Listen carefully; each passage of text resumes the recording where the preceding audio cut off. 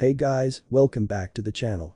This is a story about what if Naruto Dragon Summoner Chunin Exams. Before I start, please support for more amazing content and do consider subscribing to my channel and share this video with your friends. This is written by Dez Guardius and link in description and support writer. Let's start the video. Chapter 1. The true test begins. The Chunin Exams. The sun shone on the shinobi village Konohagakure. 1. It was morning, and in a few short hours, shops would begin to open to signal the start of the day. But let us go to the apartment complex on one side of town. More specifically, the apartment of one Uzumaki Naruto. Said Naruto, currently a genin of Konoha, rose from his bed, yawning. With his eyes half closed, he sleepily gazed at the floor next to his bed. Scrolls and pens littered the floor, and he remembered that he had been up late studying new ways to make ninjutsu. He left his bed and made his way to his table, where a new carton of milk, empty ramen cups, and buttered toast awaited him. Grasping the milk carton, he held it to his ear and shook it. The sound of chunks squishing against the ways made him sigh. It was always the same. You see, Naruto may be a proud shinobi of the leaf, but he's rather different than the other shinobi in the village. Radically different. 13 years ago, Konoha was attacked by the dreaded Kyuubi no Yoko, 2, a massive beast of chakra, ferocity, and raw strength. It was said that one swipe of the Kyuubi's tails could cause tsunamis to rise, and another swipe could level mountains. It was so strong, it could not be killed, but sealed inside the body of a newborn baby, mere hours old, its umbilical cord freshly cut. The sealer was the Yondaime Hokage, 3, the strongest shinobi in the village. Using the feared Shiki Fuin, 4, in conjunction with the Haki no Fuin Shiki, 5, and the Shishu Fuin, 6, Yondaime was able to seal Kyuubi into Naruto, at the cost of his own life. Yondaime's last words that Naruto be treated as a hero for being the Kyuubi's prison. Sadly, that was not to be. The villagers, along with many shinobi, stayed in denial and kept to the claim that Uzumaki Naruto was the Kyuubi incarnate. So in response, the Sandaime Hokage, 7, who had retaken the title of Hokage, made a law that made it illegal to speak of the malevolent Kitsune, 8, under pain of death. That didn't stop the glares and assassination attempts. So Naruto adopted the mask of an idiot prankster. In reality, he was quite intelligent. Of course, what would the villagers fear, an intelligent demon or an idiotic one? That's all I'll ever be to them, he thought, chewing on his buttered toast. Abaka, 9. After putting on his god-awful orange jumpsuit, the only thing he could afford at the time, and tying his hit I-8, 10 to his forehead, he locked a door to his apartment and made his way to the bridge where he'd meet his team. When he arrived, he could see his two teammates already there. Okay, here we go, he thought as he put on his proverbial mask. Good morning, Sakura-chan. He enthusiastically said, but greatly cried on the inside on having to keep up the mask, wanting to only greet one female this way. Uruno Sakura, his pink-haired teammate, looked at him in acknowledgement, as did his black-haired teammate, Uchiha Sasuke. Sasuke thought Naruto bitterly. The last of the Uchiha clan in Konoha, after the rest had been slaughtered by Sasuke's elder brother, Itachi. As such, Sasuke grew up cold, indifferent, and frankly, like an emo. The two boys glared at each other, then turned their heads away. Sakura, in the middle, looked back and forth between them, then sighed in defeat. They're doing it again, they've been acting like this since we got back from Nami no Kuni, 11. Hanging her head lower, she muttered, I feel awkward now. 2 hours later, the silver-haired mask-wearing sensei, 12, of Team 7 appeared. Aheyo, everyone, said Hada Kakashi, the famous copy nin. Sakura and Naruto rounded on him and yelled, you're late. Kakashi's eye turned into an upside-down U, indicating a grin. Sorry, I got lost on the road of life. Kakashi grew serious. Anyway, there's a meeting I have to attend to, so you're free for the rest of the day. And with a puff of smoke, he was gone. Instantly, Sasuke was off towards the village, Sakura tagging after him, pestering him for a date as usual. Naruto watched him go. When is she going to get that he doesn't like her? I'm seriously thinking that the Uchiha likes boys, said a voice inside Naruto's head. I hope to God not Kyuubi, otherwise, I'm gonna be watching him out of the corner of my eye. Another thing was that after being brutally attacked and left for dead, Naruto came face to face with the dreaded Kyuubi no Yoko. Kyuubi had ranted that Naruto was a worthless vessel incapable of defense. In retaliation, Naruto railed on Kyuubi for being the cause of all his misery. After a while, the two reached a grudging respect for one another and eventually a truce. Naruto would slightly alter the seal in his mind, allowing Kyuubi to offer commentary and aid, and Kyuubi would give Naruto his chakra in times of need. This happened when Naruto was 6. Kakashi poofed to the Hokage's office, where he saw other jounin waiting. On one accord, they filed in to find out what the Hokage wanted. I called you all here for a reason, said the Hokage. You should already know why from the people, though. The eldest in the village, Sandaime Hokage, was the current strongest shinobi in the village. After Yondaime sacrificed himself, he took on the title again, with great resignation. Unlike many of the shinobi, he actually cared for the well-being of Naruto. It was he that persuaded the landlord of the apartment complex that housed Naruto to give it to him, along with giving Naruto an allowance of sorts. But he couldn't be all watchful, though. One of the downsides of being old. "So it's that time of year already?" asked Kakashi. The cigarette-smoking bearded Jounin spoke next. "You have already reported to the other countries." This was Sarutobi Asuma, the adult son of Sandaime Hokage. "Because I've seen a few shinobi in this village." "So when is it?" asked the red-eyed black-haired Yuuhi Kurenai, a new Jounin, and a Takubetsu Jounin, 13, at that, she was a Jinjutsu specialist. "1 week from now," replied Sandaime. Kakashi furrowed his brow. "That sudden?" Sandaime blew smoke from his pipe. "I'll make the official announcement." At this he looked at all the Jounin. 7 days from now, on the 1st of July, we will begin the Chunin selection exams. Naruto was in a bad mood. First, he had been followed by a badly disguised Konohamaru, along with his friends Mogi and Yuden, begging to play ninja with him. Then Sakura showed up, glumly asking what kind of shinobi plays ninja. Giving Naruto the impression that Sasuke rejected her. Again. Then Konohamaru opened his big mouth and asked if Sakura was Naruto's girlfriend. With the threat of impending doom, Naruto quickly declined Konohamaru's claim. As if to add insult to injury, Konohamaru then said that his boss could do better than some flat-chested forehead girl. Fearing for his life, Naruto and crew ran from a raging Sakura, but halted when Konohamaru ran in a shinobi from Tsunagakure, 14. In an effort to save his little friend, Naruto rushed the black-clad shinobi, only to discover the cat hat-wearing shinobi used chakra strings as he tripped Naruto. Then Sasuke showed up and saved the day by throwing a rock at said shinobi's hand and earning the aim of his blonde-haired female teammate. On top of that, a mysterious red-haired shinobi, wielding a gourd on his back and rings around his sea-green eyes appearing out of nowhere and effectively scared the crap out of his two teammates. An exchange between Sasuke and the shinobi, who was the same age they were, revealed that the 3 Sunanin were genin from Tsunagakure in Konoha for the Chunin exams. The red-haired kid said that he was Sabaku no Gaara, 15, and his two teammates were Kankiru and Tamari, both 2 years older than Gaara. Naruto was effectively ignored and the Sunanin disappeared, resulting in Naruto's bad mood. "I suppose it's what I get for playing the weak idiot though. Now that we're going to start the Chunin selection exam," went Sandaime, those in charge of new genin, stepped forward. Only 3 came forth. Kakashi, Kurenai, and Asuma. "Are there any genin you wish to enter into the exam among the ones you teach?" Kakashi started. "From the 7th team I lead, I recommend Uchiha Sasuke, Uzumaki Naruto, and Haruno Sakura. I wish to enter them into the Chunin selection exam under my name." Had Kakashi. Kurenai went next. "From the 8th team I lead, I recommend Hyuga Hinata, Inyazuka Kiba, and Abiram Shino. I wish to enter them into the Chunin selection exam under my name." Yuuhi Kurenai. Asuma went last, as predicted. "From the 10th team I lead, I recommend Yamanaka Ino, Nara Shikamaru, and Akamichi Choji. I wish to enter them into the Chunin selection exam under my name." Sarutobi Asuma. Sandaime grinned a little. All 3 have given their recommendations. It's been a while since we last had rookies appear in the Chunin exam. And so, it was done. Of course, the present Yumi no Ruka, the only other person in the village to care about Naruto's well-being, that knew about the Kyuubi, of course, was indignant to the Rookie 9's recommendation, saying that they were too young. He was put down by Kakashi, who said that the Rookie 9 were no longer Ruka's students. As the sun began to set, many other genin began to arrive in Konoha, such as a team from Itagakure, a team from Kusagakure, and a team from Omegakure. As the sun rose to a new day, at the Rookie 9 meeting in the Chunin exam test room. Once again, Naruto was annoyed, and it had been by Sasuke. First, Sasuke had gotten the name of the previous Rookie of the Year, who was Hyuga Neji. Then Sasuke had gotten into a fight with Neji's teammate Rock Lee and had gotten his ass handed to him. Well, at least we can take the exam in peace now, thought Naruto as he, Sakura, and Sasuke walked through the doors. Inside, they caught the sight of every genin in the room.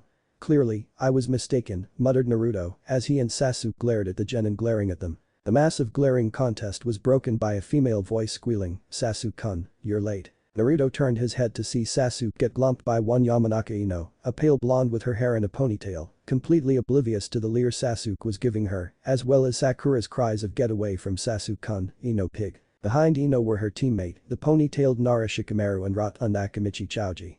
Shikamaru gave off a sigh and said, "You 3 are taking this troublesome exam, too. Time for the mask." Naruto grinned. "Hey, it's the idiot trio. Stop calling me that." "How troublesome," retorted Shikamaru. Choji just kept eating. "Yada, found you all," came a loud voice. Naruto swiveled his head, as did the other 5. And Yazuka Kiba, with his puppy Akamaru stood before them. At his side, the imposing sunglass-wearing figure of Aburam Shino, the heir of the Aburam clan, the bug users of Konoha. Slightly behind Kiba was the shy Hyuga Hinata who, upon Naruto glancing at her, glanced down at her feet. Damn it, why can't she look at me? I wish I could say how I felt, but Naruto's thoughts were interrupted by Kiba's voice. It looks like all 9 rookies are taking the Chunin exam this year. Smirking, Kiba added, I wonder how far we can get, Sasuke-kun. Sasuke grinned and countered with a you seem confident, Kiba. We trained like hell, replied Kiba. We won't lose to you. Shut up, said Naruto. Sasuke sighed, I won't lose to you, dog boy. Omen, 16, Naruto-kun. Kiba-kun didn't mean it that way, murmured Hinata, poking her fingers together. Eh?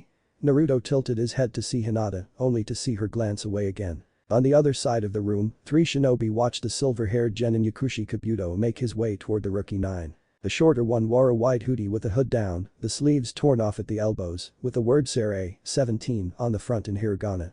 He had gray shorts with his shuriken pouch on his left leg.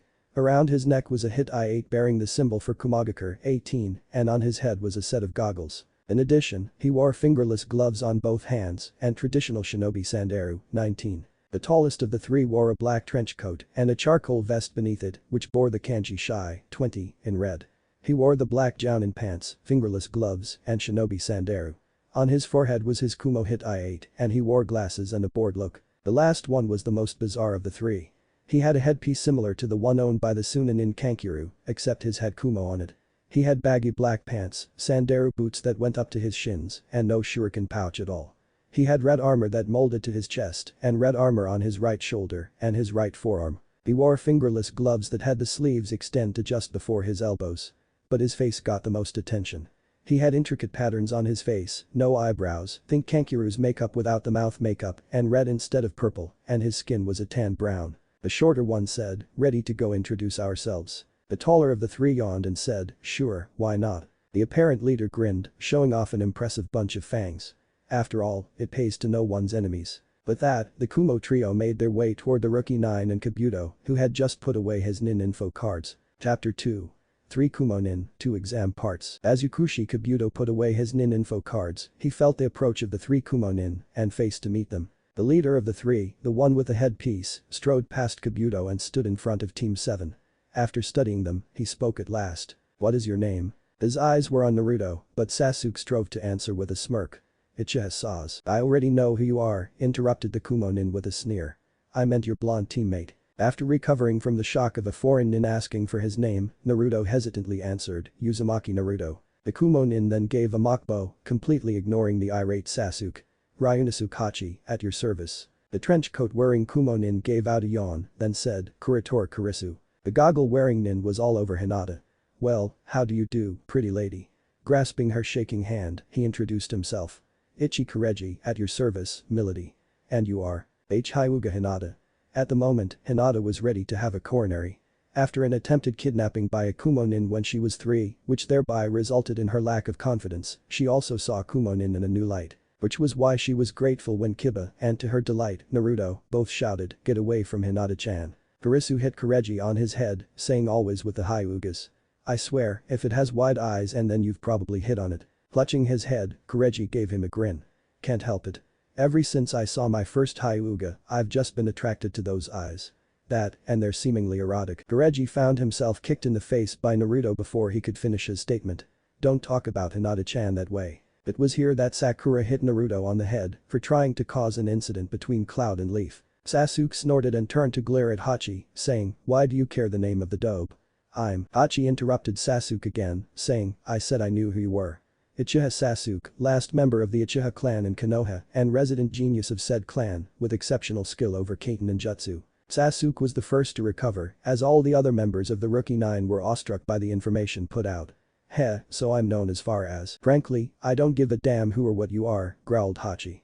Because the title of genius is a shit title. Here we go, groaned Kurisu, slapping himself in the head. Sasuke was getting annoyed, but Hachi was heedless of this. As far as I'm concerned, the majority of people considered a genius has gone rogue. Sakura found herself elbowed slightly by a grinning Kureji. These are always priceless, cause he ends pissing people off to no end. What's he doing? Asked Sakura and Naruto and Ino voicing her question in their eyes. Crossing his arms, bowing his head, and closing his eyes, Kureji replied, he's inducing spite into the heart of every shinobi in this room. Hachi continued. The perfect examples of leaf are the Hibi Senin, 1, no Konohagakure, and Uchiha Itachi. Sasuke narrowed his eyes and slowing began to emit killing intent. How dare this bastard bring his brother who shall remain nameless into this? Smirking, Hachi kept going. Other such examples of geniuses Gon Rouge or Akasuna no Sasori, 2, of Sunagakure. This one caught the ears of Tamari, Kankiru, and Gaara. Son of a bitch, muttered Kankiru angrily. As if it isn't a low blow enough, muttered Tamari. Gaara simply glared at the loud Kumo nin with bloodlust. Idara of Iwagakure, 3, a couple of Iwa nin twitched at the name of the infamous Kabaku Nendo, 1a, master. Setsu of Kusagakure, 4, the feminine-looking Kusa nin narrowed his eyes at the name of the Nuke nin of Kusa. When the boastful Kumo nin began to mention the 7 swordsmen of the mist, the rowdy Kiri nin in the room were ready to lead the other genin to the massacre. But then, 3 shadows made themselves known. The 3 genin from Itagakure, 5, in a display of their strength, or more accurately the leader of the 3, one who wore an oversized coat with a fur-like object on the back and had his head covered in bandages except for his left eye and ear, made a swing at Kabuto and missed. Was this due to the bulky metallic object on his right arm? Everyone thought so. Kabuto was able to dodge the attack and he smirked. But 2 seconds later, his glasses cracked and he scrunched his face in confusion. But then he realized, so that's what kind of attack it was, said he. Confused, Sasuke spoke up. What's going on? You definitely dodged it, so with your glasses. It must have hit his nose, said Shikamaru. Giving off a chi, he then added, that's what he gets for trying to look cool. It was at this point that Kabuto fell to his knees and emptied the contents of his stomach. Just as I thought, said Kurisu, as Sakura and Naruto made their ways over to Kabuto's side and as the other genin in the room stared awestruck. Sound waves. What do you mean? Growled Kiba, his ears slightly ringing. Mummy man there, explained Kurisu, pointing at the leader of the 3 Odo nin, Kanuta Dosu, processes sound waves through that thing on his arm. Pushing his glasses up the bridge of his nose, he continued. From the looks of things, Kabuto had his inner ear disabled temporarily. At this, all the genin in the room knew to be wary of the Odo nin. And by this time, Kabuto had been helped to his feet by Sakura and Naruto. Dosu tilted his head and said, you're not as good as I thought for a 4-year veteran. Write this on your cards, said Abumi Zaku, Dosu's spiky-haired teammate. The 3 genin from Itagakure will definitely become Chunin. And so the 3 Odo nin, Dosu, Zaku, and their female teammate, Tsuchi-kin, made their proclamation. There was a loud BAMF, and all the genin turned towards the front of the room. Quiet down, you worthless bastards. Came a voice from the smoke. When the smoke cleared, before all the genin stood an imposing figure of a man with a black trench coat, a heavily scarred face, and a Konoha bandana. And behind him stood the Chunin exam proctors, wearing the same grey uniform. Sorry to keep you waiting, said the scarred man. I am the examiner of the first part of the Chunin selection exam, Marino Ibiki. The Konoha nin that had heard of this guy gazed at him in horror and fear. Marino Ibiki was a Takubetsu jounin that was in charge of the Anbu torture interrogation force, and a force to be reckoned with. And he was also a sadist. But to have him as the first examiner, Ibiki pointed a gloved finger at the Odo nin. Hey. You 3 from sound. Don't think you can do anything you want before the exam. He yelled. Otherwise, I'll fail your sorry asses. Dosu shrugged and said, sorry, guess I got a little excited, this being my first exam and all. Nodding his acknowledgement, Ibiki addressed everyone else in the room. Listen up. You're not allowed to fight each other before the exam starts without express permission from one of the proctors. Even then, you're not allowed to kill your opponent. Here he gave off a little killing intent. Anyone who disobeys my rules will have their sorry ass failed by me, personally. Understood. The room was silent, except for Zaku making the comment, this test is gonna be easy. Ignoring him, Ibiki said, we will now begin the first part of the Chunin selection exam. Holding up a number, he said, turn in your applications, take a number, and sit where it tells you. Then we'll pass out the papers for the written exam. The only words Naruto heard out of that exchange were written and exam. Now he knew he probably wouldn't pass the written exam and he needed to keep his mask, so he shouted out, Nani. Off in the corner Kureji started laughing like a madman. Before long, everyone was seated where they were supposed to. Sakura smirked as she stared at the sweating Naruto 2 rows in front of her. Poor Naruto. He's depressed because this is the worst type of exam he can take. In reality, Naruto was laughing on the inside. You'd better be grateful to me and the sea dolphin. Oh, don't worry, Yoko. I am. Naruto was jerked out of his thoughts by a soft Naruto-kun. He looked beside him to see Hinata, who was slightly blushing. Let's do our best, she said. Thanks Hinata-chan, said Naruto, thinking, I'm gonna have to do something about her confidence. Ibiki caught everyone's attention and began his tirade. Listen closely, the first exam has a few important rules. I ain't accepting questions, so if you miss something, you're on your own. While people were confused, he continued. First rule. You're all given a starting 10 points. The written exam is worth 10 points, each question being worth 1 point. This is a deductive reasoning test. You get one problem wrong, you lose a point. When everyone agreed in confirmation, Ibiki continued. Second rule. The pass-fail ratio will be determined by your team's total amount of points. That caught everyone by surprise, including the stoic Sand and Cloud Nins. Sakura yelled out, wait, what do you mean by your team's total points? Irasai. Boomed Ibiki. I have my reasons, so shut up and listen. Here he continued. Third rule. If a proctor determines that you cheated or did something similar during the test, here he grinned seeing several genin cast their heads to the seated proctors, you'll lose 2 points instead of 1. At the looks he was given, he laid it down for them all. There will be some of you who will leave this room without your tests being graded. Those who cheat without thinking will only hurt themselves. One proctor, Hagane Katetsu, added, we'll be monitoring you the entire time. Ibiki then added, everyone here is trying out for Chunin. Since you all are shinobi, you'd better act like a decent one. As if he could read Sakura's mind, who at this point was thinking that the team would still be in the clear if Naruto failed, he added, in addition, if anyone on a team gets a 0, that entire team will fail. Sasuke and Sakura froze, wide-eyed with shock. If Naruto made them fail, Naruto felt a shiver run down his spine. Someone's looking at me. Turning his head slightly, he saw Sakura and Sasuke giving him the evil eye. Deciding to play ignorant, he grinned in his foxy way and gave them a peace sign. Chuckling on the inside, he felt them return his peace sign with concentrated killing intent. The last problem will be given 45 minutes after the exam begins. You have 1 hour to complete the exam. With that, he concluded with a loud, begin. Suffice to say, the written exam was the proverbial hell. The first 9 questions were ones no normal genin would be able to answer, and the 10th question was blank. It was 30 minutes into the test that everyone began to discover the true meaning of the test. The test was designed so that the genin were forced to cheat. So the war of the cheaters began. Gaara used his Daisen no Mi, 2A, Sasuke used his Sharingan, Neji used his Byakugan, Sakura used her intellect, Ino used her Shintention no Jutsu on Sakura, Shino used his bugs, and the list went on. As Ibiki stared out into the genin, he snorted. The only good cheaters I see out here are that Sabaku no Gaara kid, the Abura mare, and that Tenton girl. And that kid from Sound. He had already known that there was an extra proctor along with the others, and the veins of the Byakugan were obvious, as was the red eyes of the Sharingan. Naruto was actually thankful for the fact that he had a 10,000-year-old demon in his head and stomach, but he had to make it look like he was having a hard time. At one point, Hinata actually tried to allow him to glance off her paper, but Naruto declined, saying that he'd rather pass his own way. Left and right, the proctors were failing genin teams like wildfire. By the end of the 45 minutes, there were no less than half the original number of teams in the room, including the Rookie 9, the Suna Nin, the Kumo Nin, the Odo Nin, and the Gai Cell, Hyuga Neji, Rock Lee, and Tenton. Looks like it's that time, thought Ibiki. 45 minutes have passed since the exam started, it's now time for the final question. He then yelled out, I will now give you all the final question. Hachi grinned and growled, it's time. Before I give you the final problem, began Ibiki, there is one special rule for this one. At this point, Kankuro returned from his rendezvous to the restroom and Ibiki told him to sit down. But not before Kankuro passed off a mini scroll to Tamari. I will explain now. This is a hopeless rule.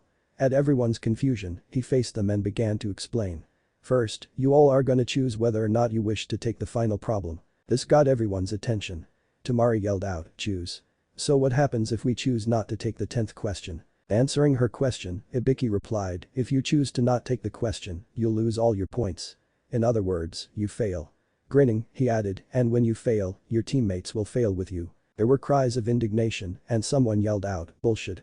Of course we'll take the final question. Ibiki closed his eyes and continued on. And that goes with the other rule. If you choose to take it and get the question wrong, here he opened his eyes, you'll be banned from the Chunin exam for the rest of your life. The temporary silence was so ominous that one could hear a pin drop. And Kureji, deciding to be a smartass, dropped one. The pin hitting the floor sounded like a cannon shot. At this point, Kiba rose up and pointed a finger at Ibiki, saying, what kind of bullshit is that? There are people here who took the Chunin exam before. Akamaru added a bark for emphasis. Ibiki chuckled. You were unlucky this year. I am the proctor. And as such, your shinobi careers are in my cruel cold hands. That's why I gave you the option of quitting. At this, Kiba sat down in a daze. You can choose to not take the final question and fail. But you can take the exam again. Everyone had the same thought. Don't take the question and fail, or take the question and stay a genin forever if the question was wrong. Either way, it's a no-win scenario. And so, it begins, intoned Ibiki, his voice like the voice of God. When Ibiki asked the people who were going to not take the question to raise their hands, almost immediately, half the people in the room raised their hands. When their numbers were confirmed, they left. Sakura expectantly watched and waited for Naruto to raise his hand because surely Team 7 would be better off taking the exam next year, wouldn't they? When Naruto did raise his hand, he immediately slammed it down and said, "Screw you. I ain't running away." With everyone in the room staring at him, he continued railing against Ibiki. "So what if I have to stay a genin forever? I'm still gonna be the Hokage no matter what." Here he pointed at Ibiki. "So give me the stupid question already. I'm gonna take it, cause I ain't afraid." With that, he seated himself, with complete confidence in his abilities. "He wasn't even thinking about us, he's got quite the spirit," thought Sasuke with a grin. Then Naruto-kun. "Yes, he's an idiot, but a noble one at that," thought Sakura through a grin and a sigh of relief. He wiped out everyone's uncertainty. "He's different, that Uzumaki Naruto," thought Hachi with his eyes closed. "Are you sure?" asked Ibiki.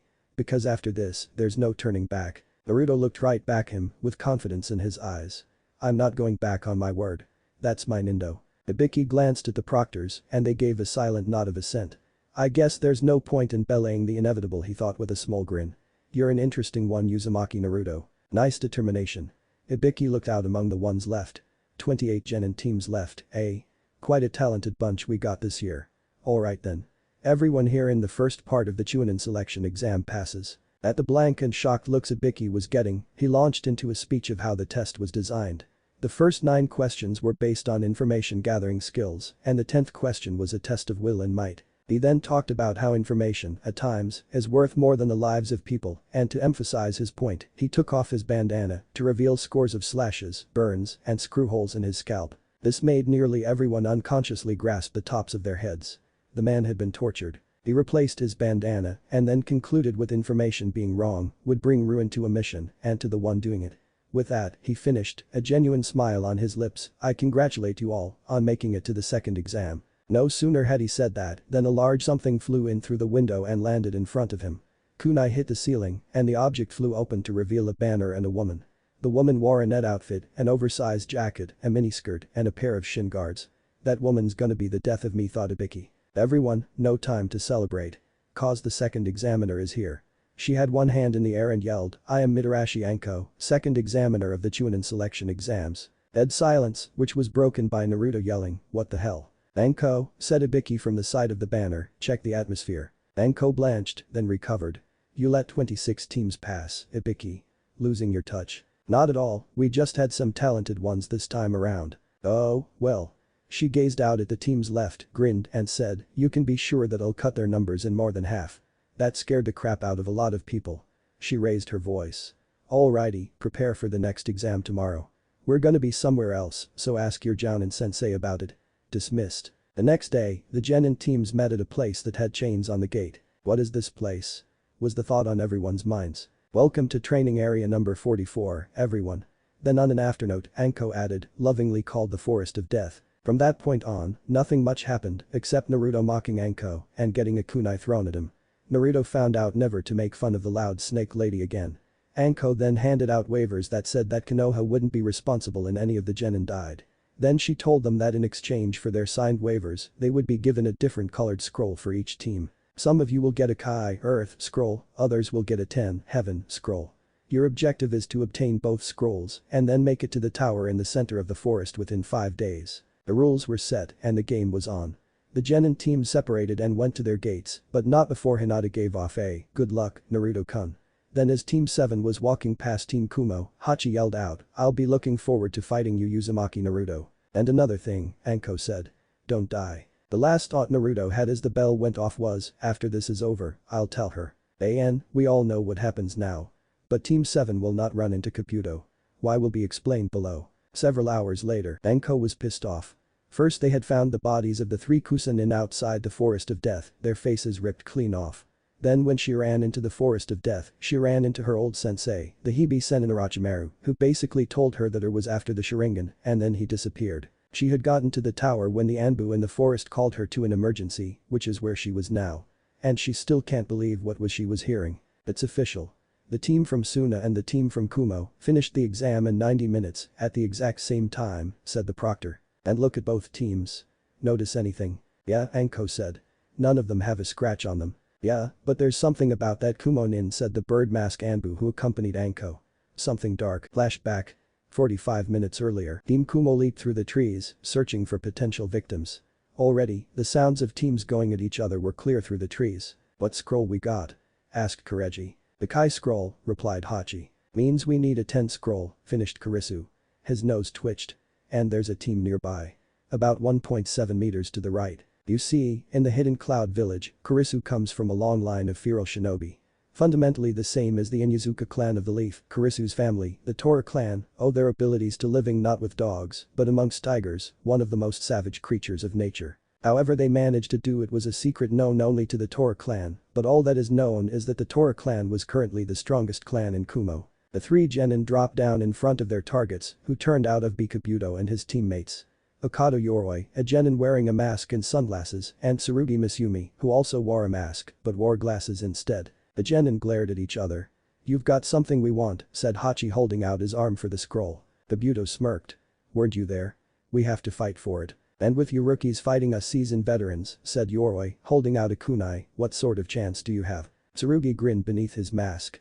Besides, we know what kind of abilities to expect from you. If that's true, began Kureji, a grin appearing on his face, then you'd know that resistance is futile. But that the two teams leapt at each other. Tsurugi took on Kureji, Yoroi took on Hachi, and Kabuto took on Kurisu. Kurisu opened up with Shikaku no Jutsu 3A and shot at Kabuto, moving like a tiger would, claws outstretched and lengthened fangs. Kabuto was able to dodge and activate his Shaosen Jutsu 4A and slashed. Kureji was all over Misumi. Literally. He had done Itsuchi Bunshin no Jutsu 5A and created 5 Earth clones. Which then dogpiled Misumi, who slipped out using his Nan no Kaizu 6A to slip out and attack. Which in retrospect wasn't a good idea because at that moment, Kureji made a gamble that paid off. He charged up his bioelectricity and as soon as Misumi came close, dispelled the Earth clones and grabbed Misumi's outstretched arm. It took several seconds for Misumi to die, even though he tried to escape. As Misumi's charred corpse fell to the ground, Kureji grinned and said, medium, well done, or extra crispy. Hachi was stuck with Yoroi, who at the moment had his hand around Hachi's neck, which was glowing a light blue. Yoroi smirked. Like it? Feeling a bit drained. That's my chakra Kaiu in Jutsu 7A. It siphons your chakra into me. Alas, Yoroi had the same flaw most people do. Giving out their abilities and relying on them. What he didn't realize was that with giving out the best aspect of his technique also gave out a great drawback to it. And Hachi was intent on using that to his advantage. Grinning madly, he roared, you want it that bad? Then take it. And reaching deep within himself to that forbidden point, he unleashed a malevolent yellow chakra that surged into Yoroi. Yoroi barely had time to register that he had to take his hand off Hachi to avoid chakra overload before it happened. All he saw was Hachi's going from brown to. Yoroi literally exploded from all the chakra that he had siphoned from Hachi. Yoroi's corpse landed on its back, smoke rising from its mouth and eye sockets. The body was covered with chakra burns and nearly burnt to a crisp. Kurisu was pissed to no end. His opponent was ridiculously resilient. Every time Kurisu slashed Kabuto with his claws, Kabuto's wounds would heal after a few seconds. And the longer the two of them fought, Kurisu began to notice that Kabuto's eyes were turning red. Kabuto suddenly began attacking in a frenzy, slashing at random with his Shaosen at the Tora-enhanced Kurisu. As much as Kurisu was hitting Kabuto, the silver-haired genin would recover and attack more viciously. It was at this point that Kurisu felt the uprise of that chakra. He dispelled the jutsu he cast on him, then jumped up, gave Kabuto a 2-finger salute, and said, sayonara. Kabuto was confused as to why his opponent had left, but shrugged it off as cowardice. He was, after all, feeling the Chidoki 6 within him, and he had never felt more alive. When the chakra spike hit him, he spun around and saw. And the following is only for those with strong stomachs. I'm not going to stop you from reading, but if you get sick, that's bad on you. Kabuto saw a pair of golden slitted eyes the instant before he felt a searing pain in his belly. The shock of the pain caused him to grasp his wounded area in an attempt to heal it, only, he felt something warm, wet, and slippery in his hands. Kabuto looked down to see what it was, and that one glance filled him with horror. Then massive purple and red tissue in his hands were his guts. His guts. His guts. He was holding his own stomach and small intestine in his hands. That Kumo-nin had cut him open. And with every passing second, more and more of his intestine began uncoiling out of his flesh like snakes. With the realization that he had been cut open hitting him like a bat, Kabuto's eyes turned back to normal, and he sank to his knees, vomiting blood, his gut slipping to the ground with him. In that instant, he knew. The damage to his stomach was too extensive. He was going to die. Eviscerated like a common beast. With him vision fading to black, he raised his head one final time and choked out, "Wa, what are you?" Ryunosuke grinned and raised his blood-stained claws, then said, "Or wa bakemono." And with a sideways slash, Kabuto's throat was torn out and his life ended immediately. "Nice one," commented Kureji as he pulled a tense scroll from Kabuto's pouch. "Yeah, but don't you think someone's gonna notice their corpses?" asked Kurisu, nudging Yoroi's body. Hachi was silent. Granted, he relished killing Kabuto, but he had needed to use that and already, it was speaking to him in his mind, whispering words of malice to the leaf, urging him to kill more, to slaughter more, too. "I need to feed," he growled. Immediately, Kurisu and Kureji stepped away from the bodies and Hachi fell on Kabuto like a wild dog. Between the rending of flesh and tearing of Kabuto's organs, Hachi was temporarily sucked into the primal side of man, the side man would want to forget the savage animal man once was. Kureji watched as Hachi devoured Kabuto, then spoke up. "Hey, Kurisu, you up for some spaghetti or chopped liver?" Dodging Kabuto's liver, Kurisu groaned. "You're sick, you know that." Kureji chuckled and stepped aside to avoid a spray of blood. "That's what all the doctors said, but what do they know? Clearly more than you." "Aw, them doctors and their bitchin' they said I'm mentally unstable, but I'm just fine." Kurisu's face faulted, avoiding another organ, then stood up and intoned, "Kureji, your mind has reduced the doctors in Kumo to tears. Grown men that have faced war and yearned for an easier lifestyle, reduced to sobbing children in a matter of minutes." Kureji was about to retort when Hachi stood up, blood all over his face and chest armor, and said, "Going to the river. Get to the tree in front of the tower and await my return." "Will do," said Kurisu. With that, he and Kureji took off towards the tower, while Hachi ran to the river. Present time. End of flashback. Over the course of the next 4 days, the tower found itself being the haven of tired teams. Team Guy arrived on the 3rd day, and Team 7 arrived on late into the same day, Team 8 and Team 10 found themselves arriving on the 4th day, and Team Odo arrived on the last day. With the exception of Team Guy, Team Kumo, and Team Suna, all the other teams looked like hell. And funny thing on the last day, Naruto kept trying to see Hinata, but he had to deal with Kiba acting like Hinata was his. The time came when the 7 teams met in the preliminary arena, with the Hokage, the Jounin senseis, and the exam proctors. 78 people started out, and in the end, only 21 passed, thought Anko as she surveyed the teams. "When I was thinking of more than half of them failing, I was really thinking of a single-digit number." At this point, many of the teams began having their own thoughts. Team Kumo, the Jounin sensei of the Kumo team, a red-haired man with a device like a telescopic eye patch, glanced down at his team. So all of you pull through. We cannot afford having anything happen to the 3 of you, Uzumaki Naruto. This will be most interesting. Hyuga Hinata, it just rolls off the tongue. Team 10, I'm hungry. There are still this many people. How troublesome. Sasuke's team made it. Team Guy. At this point, Guy was telling Kakashi about how his team made it through luck, but luck wouldn't be enough to pass. When Kakashi responded with a, you say something, Guy. Guy resolved to beat Kakashi another way, despite Kakashi's cool, hip attitude. So that's Guy Sensei's rival. He's got Guy Sensei beat in looks, but Guy Sensei is the coolest among the teachers. He shines like the sun. Watch me, Guy Sensei. Watch me shine, too. The ones who stand out are the ones who were left, just like I thought. Uchiha Sasuke. Team Odo. Uchiha Sasuke, I promise you revenge. I swear it. For both my arms. The Jounin sensei of the Odo Nin narrowed his eyes. His subordinates did not appear at the tower, like they were supposed to. Which meant that something had gone wrong. Team Suna. The Jounin sensei of the team from Suna, Baki, glanced down at his team and thought, so you made it through without a scratch, Gara. The only other person with any thoughts was Tamari. Amazing. Of the 26 teams that went in, only 7 made it here. Team 8. Kurenai was confused to see Akamaru hiding in Kiba's jacket as opposed to on Kiba's head, where he normally would be. Akamaru's acting strange, thought she. Those Sunin in. I'm glad Naruto-kun passed, too. Team 7. Looking around, Sakura said, it looks like everyone from the Rookie 9 are here. Looks like everyone important is here, replied Naruto, sneaking a glance to his right. Damn you, dog boy. Sasuke clutched his neck and growled, I don't have a good feeling about this though. Back to the main view. Sandaime surveyed the genin below him. Such promising candidates, and many of them are new. Casting a sidelong glance at Kurenai, Asuma and Kakashi, he added on a mental note, no wonder they were recommended. Anko stepped forward and spoke. We will now have an explanation of the 3rd exam by Hokage-sama. Chapter 3. Burnout. Grand Genin Battle. Sandaime stood before the 7 genin teams. Clearing his throat, he began the speech he had been going over in his head. The third exam will now begin. But before the explanation, I want to make something clear to all of you. It is of this exam's true purpose. At the questioning looks he got, he continued. Many of you ask, why do we have a joint exam with our allied nations? The textbook answers are, to maintain good relations the allied nations and to heighten the level of shinobi, but these are not the true answers. Rather, this exam is the true meaning of war between allies. What do you mean? Asked Tenton. Sandame answered, if you look back at history, we and our neighbors fought each other repeatedly. To avoid wasting manpower and talent, each nation decided that instead of the actual battlefield, the battles would be fought through tests. And thus, the beginning of the Chunin selection exam. After Naruto threw out the question that was on everyone's minds, of whether or not the fighting was not for selection, Sandame began again. This exam examines those worthy of the title Chunin. But in addition, this exam also forces the shinobi in it to fight for the honor and dignity of their village and country. Afterward, he explained how spectators of the third exam often included daimyos who would inspect those who had shinobi in battle. This was a way for the shinobi to obtain potential clients. And in addition to the daimyos, the cage of a hidden village would also observe the fights, to see the strength in each village.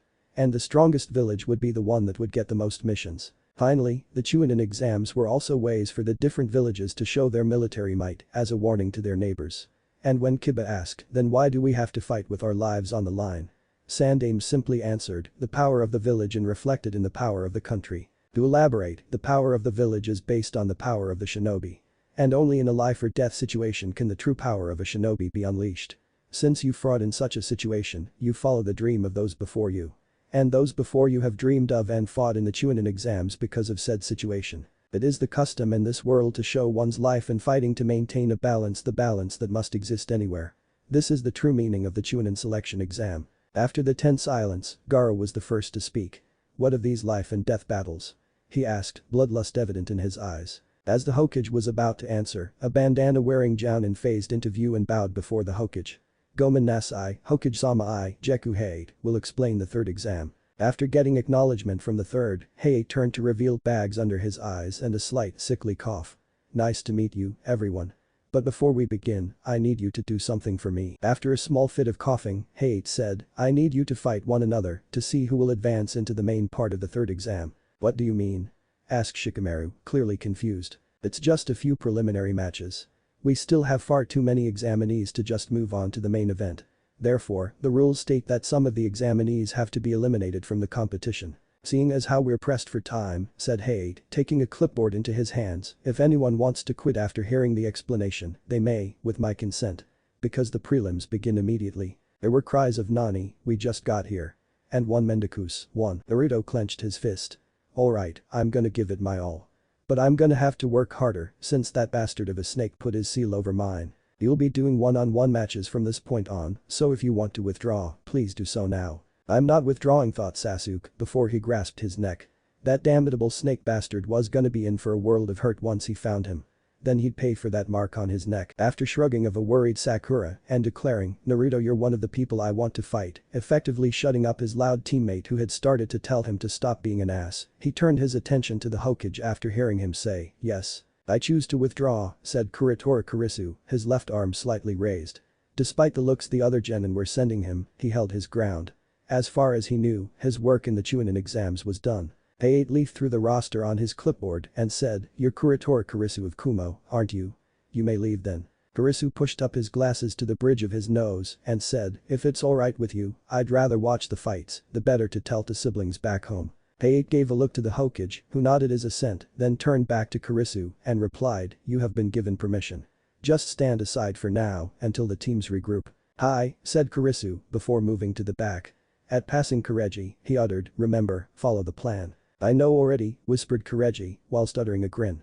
It won't be long before Kumo has what it rightfully should have. I'll leave everything to you too, then, said Kurisu as he walked back, pausing to glare at Gaara, with a slitted eye gone red. After Kurisu had gone to the far wall, Height coughed and said, I assume no others are going to drop out. Sakura was about to raise her hand, but Sasuke grabbed said hand and told her not to do it. It is my duty to answer the question, am I strong? And as far as I know, he paused, thinking back to everyone he saw. Sabaku no Gaara Hyuga Neji Araki Kanuta Dosu, I must answer that question if I am in order to defeat that man. He sent a glare at Sakura, saying, and I'm not going to let anyone take that away from me, not even you, Sakura. Seeing Sasuke grimace in pain, Sandaime inhaled from his pipe and said, Orochimaru being here worries me, but for no, let's just observe Sasuke. Anko was indignant. Ho ho Kage-sama. If the curse seal begins to run rampant then we'll quarantine him with the Anbu. But for now, let him be. Ibiki nodded his assent and so did Anko, begrudgingly. Well then, said Hade, let's start the preliminaries then. It'll be similar to actual combat with one-on-one matches. And now that we have exactly 20 people, we will have 10 matches. Subsequently, the winners of each match will move on to the third exam finals. There are no rules. You will fight until your opponent is knocked out, dies, or admits defeat. If you do not wish to die, then forfeit. However, if I judge that the match is over here, he coughed. Then I will step in to prevent any unnecessary deaths. The thing that will foretell your destiny, Hate said, as Anko spoke into her headset, is that board. Here a wall lifted to reveal a black board. The electronic bulletin board will randomly show the names of 2 fighters of each match. And so, without further ado, intoned Hade, I give you the first matchup. The board flashed, then shuffled through names, before stopping at 2. Ichikureji vs Uchiha Sasuke. Sasuke grinned and said, right off the bat, eh? Kureji grinned and said, Kickus. Alright then, will the 2 fighters on the board please step up? Sasuke and Kureji walked towards Hade, then faced each other, as Hade said, the fighters of the first match are Ichikureji and Uchiha Sasuke. Are there any objections? After hearing both fighters say no. Hade then said, alright then, will everyone else please move up to the catwalks? As the teams began to walk up, Kakashi appeared beside Sasuke and said, don't use the Sharingan. Sasuke, peeved at the thought of Kakashi trying to limit his growth, grinned and said, so you know. If the curse seal runs rampant, it may kill you. Then your match will be cancelled and I'll be forced to put you down. Understood? Yeah, I figured as much, growled Sasuke. As Kakashi, Naruto, and Sakura made their way up the stairs, Sasuke felt the curse seal throb on his neck. It seems like the seal reacts to my chakra. If I try to mold chakra, then the curse seal draws strength off it.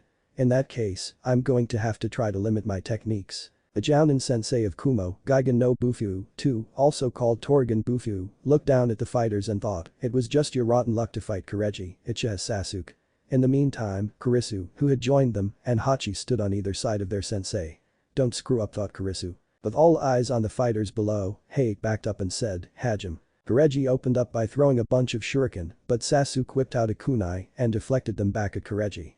Kureji jumped aside, then ran at Sasuke, who in turn dodged the incoming kunai and slammed his own into the ground, where he grabbed Kureji's legs and forced him to the floor. By holding Kureji's arm, Sasuke was sure he had it won. Yada! Shouted Naruto. Don't think it's over yet, said Kurisu, walking over to them. What do you mean? Asked Naruto. Look at him. He's on the ground. Yeah, said Kurisu, staring down into the arena, but not everything is set in stone. His name, Ichikureji, means crazy one, and he's called that for a reason. This got everyone's attention. And if that didn't, then what happened next did. Kureji's hair went from black to a silvery gray and his skin slightly darkened to a pale dark brown. Registering this as a possible threat, Sasuke let him go and jumped back a few feet. Imagine his surprise when Kureji began to walk on his hands and came at Sasuke, feet kicking. WTF? Was the thought on everybody's mind as Sasuke was forced to dodge every kick sent at him. Told you so, said Kurisu. Damn. He's making a fool out of me, thought Sasuke as he dodged kick after kick. What's the matter, Sasuke-kun? Asked Kureji, grinning madly. Don't like my Shikaki Tentu Jutsu, 1A, do ya? With that, he pushed off his hands and leapt into the air, forming hand seals. When he stopped on Ram, his cheeks puffed up and he spewed mud from his mouth. When the mud hit the ground, it shifted into another Kureji.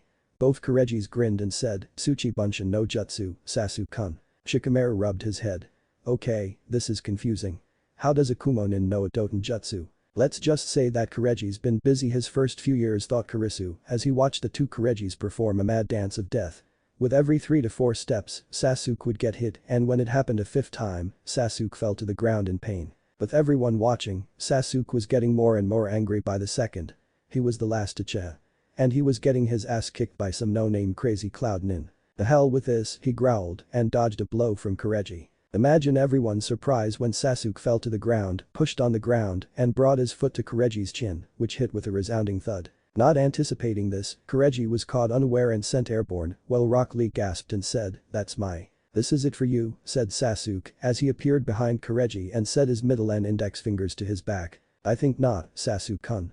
Growled Kureji as his earth clone jumped up after them. At this point, Sasuke had overexerted himself and the curse seal reacted.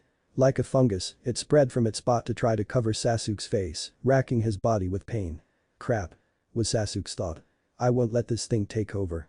He shouted in his mind as he forced the curse seal to recede. The shock on the faces of the adults was evident, and Sasuke used this to his advantage to move upward as Kureji's earth clone smacked into Kureji's back.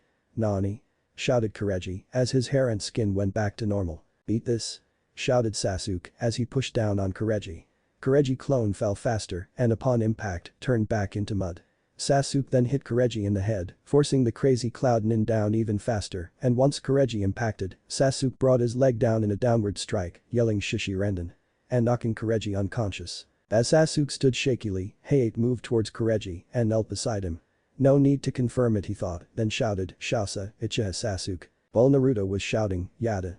The medics came and took Kureji away, while Kakashi took charge of Sasuke. So, it looks like the Sharingan was the deciding factor, thought Lee. You copied the moves I used on you after seeing them once. Uchiha Sasuke, you are a worthy opponent. The board went through the same process, this time ending on the names of Yumi Zaku and Aburam Shino. Who's this weakling? Sneered Zaku, while Shino said nothing. Fighters, step up, said Hayate. Once Zaku and Shino were down, Hayate moved back and said, Hajime. Sakura vaguely remembered Zaku as the sound nin who had his arms broken by Sasuke. Is he going to fight with those arms? She wondered to herself. While over at Team 8, Kiba was saying that Shino would be the last person he'd want to fight. Naruto took this opportunity to try and sneak over to Team 8. He was within a few feet when Kiba caught sight of him and sent a glare that said, "Back off, buddy, she is mine." Naruto was tempted to flip Kiba the bird, but instead glared back and sulked back to Sakura. During this transaction, Zaku had used one of his arms to send his Ankyuha 2A at Shino. It connected, but Zaku recoiled at the sight of bugs leaving Shino's skin. Upon turning his head, he saw more of those same insects. These are my Kakechu. They attack their prey in swarms and consume their chakra, explained Shino, holding one up. If they all attack you, you lose. If you attack them, you lose, for that will leave you open for me. Therefore, it is advisable to forfeit. Holding his hands in the tiger seal, he ended with, a true strategist never reveals his trump card until the end. Zaku was having flashbacks of when he first met Orochimaru. Back then, he had been an ordinary kid. But Orochimaru had found him and given him power. Then he thought about Sasuke and the curse seal.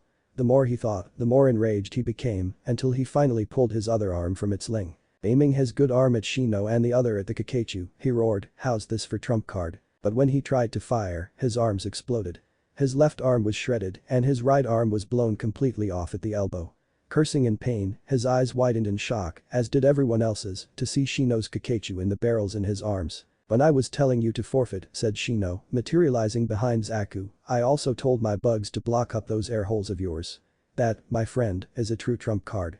With that, he delivered a crushing blow to Zaku's head, knocking the sound nin unconscious. "You see, this is a good example of why I don't want to fight Shino," said Kiba, as Hayate pronounced Shino the winner. The medic nins made off with Zaku as Shino walked up the stairs. "Vicus, Shino," said Naruto as he materialized in front of Shino and held out his hand. Shino looked at it, then, ever so slowly, shook it. "Arigato, Uzumaki." "What the hell? Get back to your team," shouted Kiba. He hadn't seen Naruto move at all, and it pissed him off to see Hinata blush every time she looked at Naruto. Just once, I wish she would look at me like that, thought Kiba. There ain't any law that says I can't be over here. Naruto shot back. The two glared at each other, then faced separate directions. Sakura came over and dragged Naruto away by his ear, muttering, "Leave them alone, Naruto baka." In the meantime, Kakashi appeared with a yo. "Don't yo me. What about Sasuke-kun? Is he alright?" went Sakura. "He's fine, he just sleeping at the hospital," said Kakashi while thinking, with a couple of Anbu around him.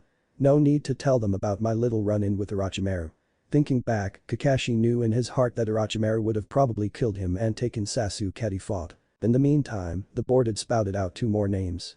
Ryunosuke Hachi versus Kankiru. Kankiru grinned and thought, it's finally my turn. Baki narrowed his eyes at his student's recklessness, and Gaara thought, idiot. As the teams watched, Hachi and Kankiru went down to the arena and faced each other. Hachi grinned and, holding his hands in the ram seal, said, "You should give up. Once I get a hold of you, it's all over." Kankiru simply removed the package on his back and said, "Then I'll end this quickly." Hayate moved back and said, "Hajime." As soon as he did, Hachi rushed forward, disengaging from said seal, and grabbed Kankiru by the neck.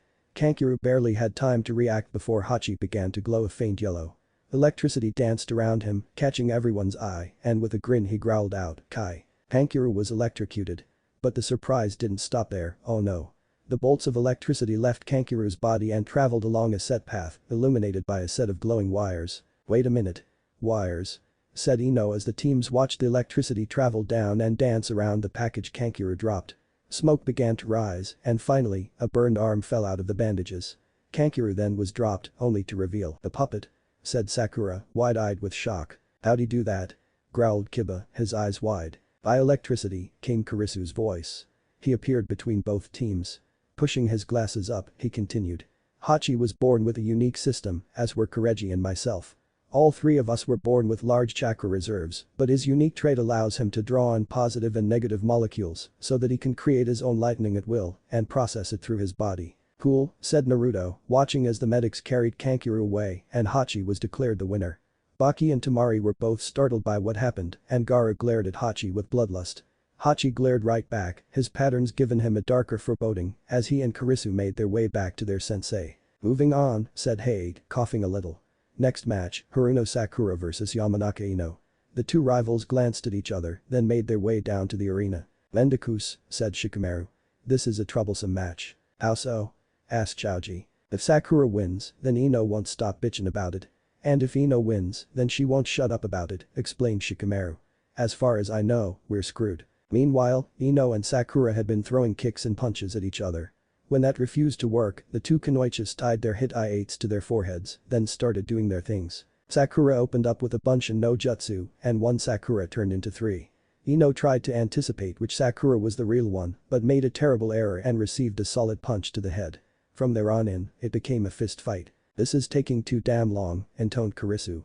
The girls had been at it for 10 minutes, with neither showing any sign of giving up. The highlight of the battle, at least to the Cloud Nin, was when Sakura and Ino punched each other at the exact same time and sent each other flying backwards. They're scary when they fight, murmured Naruto, when Kakashi thought there's no end in sight if they keep up like this. Apparently, Ino was thinking the same thing when, in a fit of pride, after Sakura said that she, Ino, was weaker than she, Sakura, was, she cut off her ponytail, spreading platinum blonde hair across the floor. Putting her hands in the ram seal, Ino shouted, I'm gonna end this now by making you give up. Immediately, Shikamaru knew what she was going to do. She wouldn't. Ino did. Putting her hands in the bird seal, she confirmed Team 10's fears.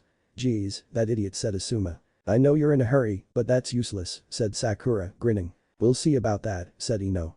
Ninpu. Shintention no Jutsu. I'm gonna leave my body and enter yours and make you give up. That idiot, thought Asuma. Shintention travels in a straight line and slowly to add. If she misses, she won't be able to return to her own body for a few minutes, leaving her body vulnerable to the enemy. I've heard of this, said Kurisu. It's a special ability of the Yamanaka clan here in Konoha. So if she misses, said Hachi, she's basically screwed. Pretty much. Long story short. Ino managed to trap Sakura in a trap by pretending to do Shintention, but in actuality channeled chakra into her hair on the floor, ensnaring Sakura in a chakra rope. Then she did the Shintention. However, she didn't count on inner Sakura being in Sakura head, roused by a yelling Naruto. Inner Sakura threatened Ino with a true vision of hell and forced Ino back into her body. What the hell was that? Was Ino's first thought back in her body. Ino shouldn't have been kicked out that quick, thought Kakashi, his eye on the match below. It's true that Ino was low on chakra, but the fighting spirit inside Sakura towards Ino, her rival, had a bigger effect than the Shintention. That was triggered by Naruto's voice, and once it had awakened, it kicked Ino out. During Kakashi's thoughts, Ino and Sakura had leapt at each other for the final blow, but when the blows connected, the two kunoichis knocked each other out. The force of the blows were so strong that they knocked off each other's hit I-8s. Huh. A double KO, murmured Kurisu. About damn time, too, growled Hachi. I was about to end it myself if they didn't quit it. Down, boy, said Bufu, and in response, Hachi gave him the finger when Bufu wasn't looking. Meanwhile, Hayate had glanced at the downed kunoichis only once and then gave his verdict. Both are unable to fight. Due to a double knockout, neither kunoichi passed the fourth preliminary match. After Kakashi and Asuma had retrieved their charges and the unconscious girls found themselves surrounded by their teammates, +1 Rock Lee and -1 Sasuke, obviously, the board went off. The two names that appeared were Tenton and Tamari. Tenton appeared in front of Tamari and Tamari likewise. I'm psyched ever since that last match, thought Tenton, sizing up her opponent. This will be an interesting match, said Neji. Be your best, Tenton. Shouted Lee. In the meantime, Sakura and Ino had made their peace and Hayate began the fifth preliminary match. With Guy and Lee shouting words of encouragement, all Naruto was thinking was, these two are louder than I am. Tenton's match was one-sided. Tamari had dodged every attack Tenton threw at her using her giant fan, surprising Tenton beyond belief. Tenton knew she was an excellent marker and she knew that she never missed. So when she brought out those two scrolls, her team knew she was trying to end the match quick. But as it turned out, not even Tenton's Sashoryu 3A was a match for Tamari's Gamakichi 4A. She shut down Tenton's weapon attack like it was nothing, said a shocked Guy. Naruto stared down at Tamari, asking who or what is she. Aki said, we are not to be trifled with.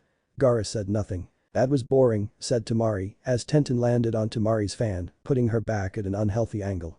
Very boring. The shinobi from Sand, said Sandame, are truly fearsome. Diff match winner, Tamari. At the triumphant smirk Tamari gave off, Lee disappeared from Naruto's side and reappeared in front of the throne Tenton and caught her. Nice catch. Why did you do that? Shouted Lee. Is that not something you should do to someone who fought their hardest? Tamari, content with her victory, slammed the butt of her fan on the ground and said, Urusai na. Take that trash and leave. In response, Lee gave off a Konoha Senpyu, despite Neji's cries of stop Lee. Which was blocked by Tamari's fan. You act like you dress, she said.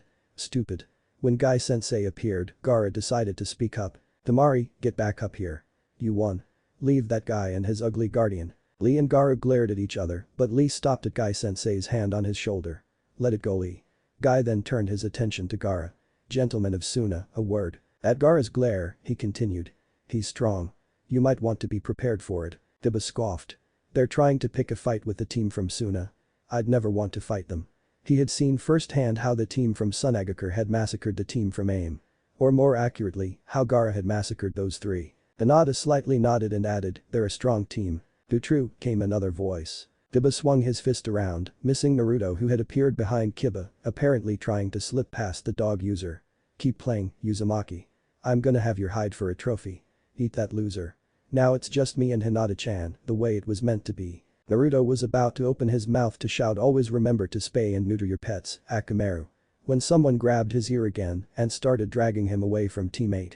Nuo. Hinata-chan, save me from. He looked up to see Sakura-chan. Hinata watched as Sakura berated Naruto for constantly antagonizing teammate.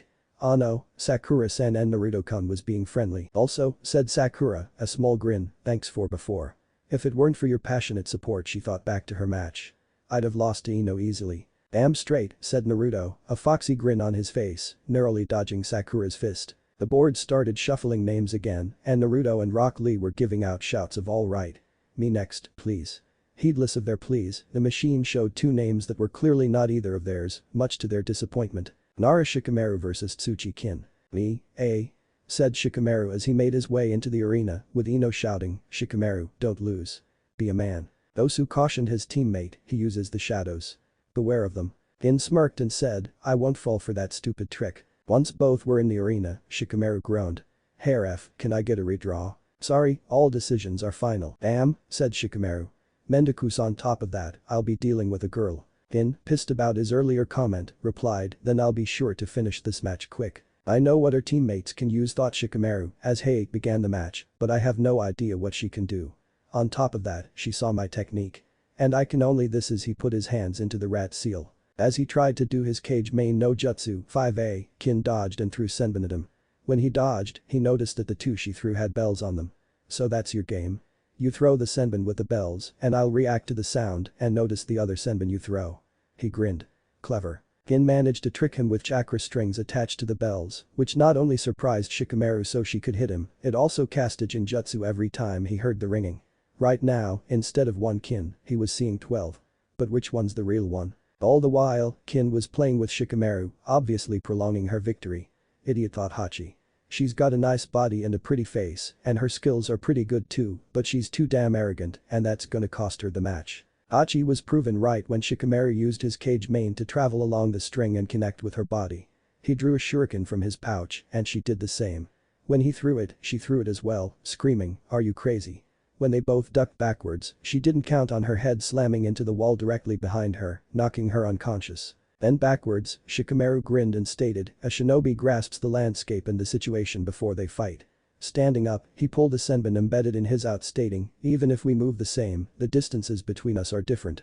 The shuriken was just to get your attention away from the wall. Chausa, Nara Shikamaru. Dosu glanced down at the medics carrying away his teammate and muttered, I'm the only left now. Hachi, Kurisu, and Bufu watched Kin being carried away as well.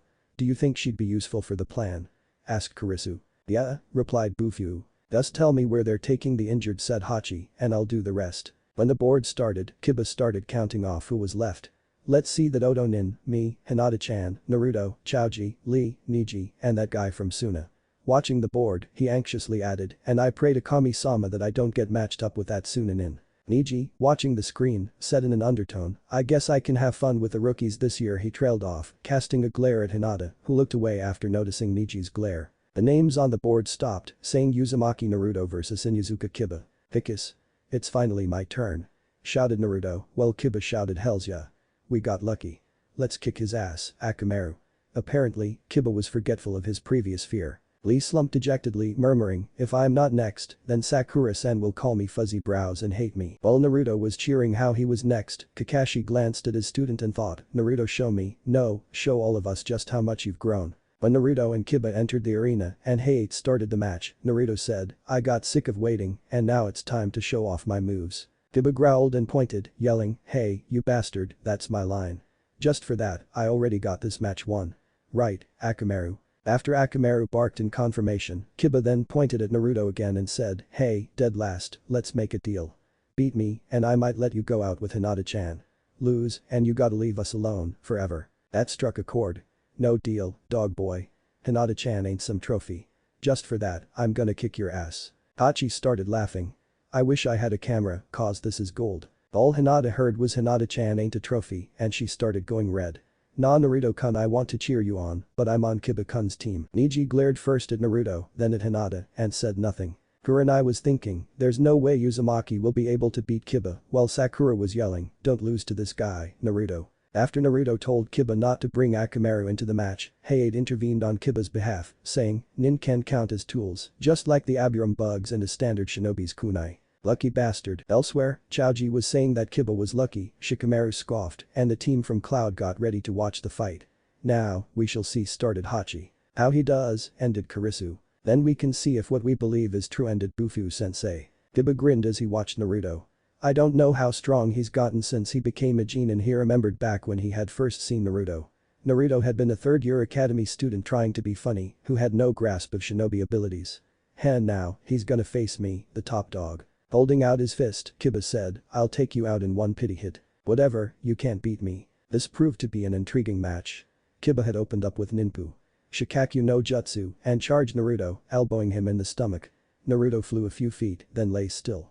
A grinning Kiba was shocked when Naruto poofed into smoke and Kiba was able to dodge the blow that came. What did he do? Don't, said Naruto, grinning at Kiba, underestimate me. Oblivious to the cheers Lee, Sakura and strangely Shikamaru were throwing him, he wiped some blood off the corner of his mouth. I still got hit a little thanks to that Hebe team. 3, my chakra control's all screwed up. Hey, you're bleeding. You're not all cool, so stop playing the tough guy. Take your own advice, dog boy. Kiba growled and beckoned Akamaru to him, then reached into the pouch on his back and threw some smoke bombs. The smoke was so thick, Naruto couldn't see anything. When he started getting hit, he knew he was in trouble. I can't see, where is he? After another blow, Naruto decided to stop and think, for once. Okay, think, what would the Baka Kitsune do in a situation like this? Deciding there to act like a fox, he channeled chakra into his ears. This was a new sensation, as he could hear the low hissing of the smoke there. He jumped, narrowly avoiding the blow Kiba had thrown, and exiting the smoke. He forgot Akamaru. The minute he saw the dog, he knew. Akamaru had jumped at Naruto and pushed him back into the smoke. Then Naruto-kun. Damn, I can't see anything, said Shikamaru. The smoke cleared, revealing the downed form of Naruto, next to a tail-wagging Akamaru. Kiba was ready to congratulate the running Akamaru, who proceeded to bite Kiba's arm, to everyone's shock. Even more shocking was when Akamaru poofed back into Naruto, who immediately let go and started spitting, yelling, you taste like dog. Whilst the real Akamaru was being held by a Naruto clone. Is that really Naruto? Asked Ino. He's on even ground with Kiba. No, he might be better than him. Kurisu had to say, he was impressed. He used Cage Bunshin and Henge perfectly. He's everything we expected. Yeah, said Hachi. He timed his movements perfectly. Interesting, thought Neji. He bit Kiba on his own, then complained about it. Naruto-kun, that was Amazon. Yeah, Naruto. You can do it. Kiba, however, was pretty confident in himself.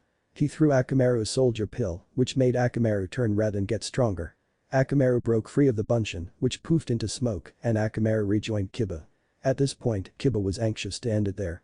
He performed a Gyuujin Bunshin 6A, which turned Akamaru into a Kiba clone. Things went downhill from there. Kiba and Kiba Akamaru went on the aggressive offense, while Naruto was stuck on defense, and all he could do was dodge every blow sent at him. At this point, Kiba and his clone pulled out Kiba's trump card, the Getsuuga 7A.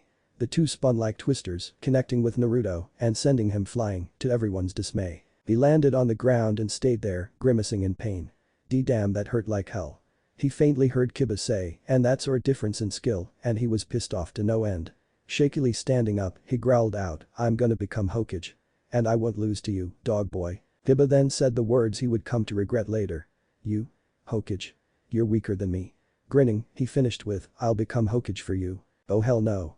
Thought Naruto as he righted himself to glare at Kiba. That's wrong, Kiba-kun. Naruto-kun isn't that weak. Naruto-kun is different from me in that he believes in his own worth. Hinata's thought went back to the last year. I really think Naruto-kun is amazing. It's a very hard thing to do to bear what no one else will bear that day. She had been watching him train. He had accidentally stabbed himself with the kunai he threw, which had rebounded off one of the others. He pulled it out and let the wound heal, oblivious to the wide-eyed girl far behind him. She had seen the wound heal, then activated her Byakugan to be sure. It was then that she saw the two chakra sources in his body, one blue and one red. She thought it was a random mutation in his body until the graduation of academy students to Genin. Naruto was the only one who failed and therefore the object of scorn. One person would say he failed, another would agree and say something, but then get cut off before the completed thought. But she made the connection there. The glares, the hatred, the red chakra, it could have only meant one thing. He had no one to help him. No one tried to recognize the real Naruto-kun. But now she returned back to the present. Everyone is watching. As she thought, everyone was watching. They watched as Naruto glared at Kiba and said, you wanna fight me for the Hokage title? Here he grinned. You lose and be the underdog. They watched as Kiba told Naruto that he was gonna make sure Naruto wouldn't get up again, and then he lunged. He and Akamaru performed another Getsuuga and Naruto narrowly avoided it. When Kiba threw the smoke bombs again, Naruto was ready. When the smoke cleared, there were 3 Kibas instead of 2. Which was alright with Kiba because he was confident in his dog-like senses. So he threw a blow to the Kiba on his right, who upon hitting the ground, turned into Akamaru. At this point, Kiba was confused, so he threw a punch at the other Kiba behind him, revealing the true Akamaru. With his back turned, the first Akamaru revealed itself to be Naruto, who placed a scroll on the ground and grinned, jump-kicking Kiba. Sugoina, 4, Naruto-kun. As to be expected, said Kakashi, a hint of pride in his voice, of a former prankster. Ara glared, while Hachi started to grin. Looks like he's making a comeback. Yeah, said Bufu-sensei. But could he be the one? At this point, Kiba was enraged, but bid himself to calm down, assuring himself that he'd attack for an opening, and when said opening was found, end the match with a Shikakyu no Jutsu from behind. When Naruto talked about ending the match with a new move, Kiba was confused, but decided not to give him the chance. With that, he started his last attack run. First throwing shuriken, then solid punches, then when he saw the opening, he went for it. Performing his last Shikakyu, he was behind Naruto before said Genin could counterattack. Naruto was thrown up in the air, then Kiba aimed his claws for Naruto's chest, hoping to end the match. Naruto was able to block it, but at the cost of being stabbed. Bleeding from his arm now, he was mad as hell. But Kiba was just too damn fast. Kiba was behind him again, claws outstretching, yelling, come on. Kiba was behind Naruto, ready to deliver the final blow. Shikamaru saw Naruto grin and immediately knew something was up. He was right, because right before Kiba hit him, Naruto used Kawarimi with the scroll he left on the ground. The scroll that had a V on it then promptly exploded in Kiba's face. Kiba was caught by surprise, but even more surprised by the stench that come out of the scroll. Yelling in pain, he covered his now burning nose, while everyone else stared in surprise. Naruto was laughing at Kiba's sad predicament. How'd you like the stink bomb, jackass? Prankster's code. Be ready to prank anywhere, at any time. So, a bit of the prankster remains, thought Kakashi. But still, that was flawless. I see, said Shikamaru, grinning.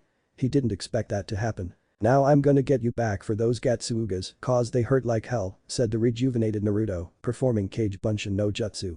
Kiba was unable to defend himself as Naruto rained his Uzumaki Naruto Renden on Kiba. When Kiba hit the floor, he was out cold. And Heiei confirmed it as Naruto's clones dispelled. Chausa, Uzumaki Naruto. Though the rest of the rookie 9 cheered him on, Naruto only really wanted the recognition of one person. Glancing upward, he saw her. Her shining face, that cute smile. She has acknowledged me. My will to grow strong, I have grown stronger," he grinned as he glanced at his bloody fist. Hachi nodded in confirmation. "I would say he just proved himself, wouldn't you?" Ufu-sensei nodded. "He is the one we were searching for." As Naruto made his way up the stairs, Hinata was debating in herself what to do.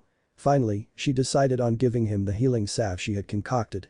And said blonde took the healing salve, mostly out of appreciation, but also on Kurenai's suggestion. In the meantime, Neji glared at the two rookies, malevolently plotting how best to end what they had.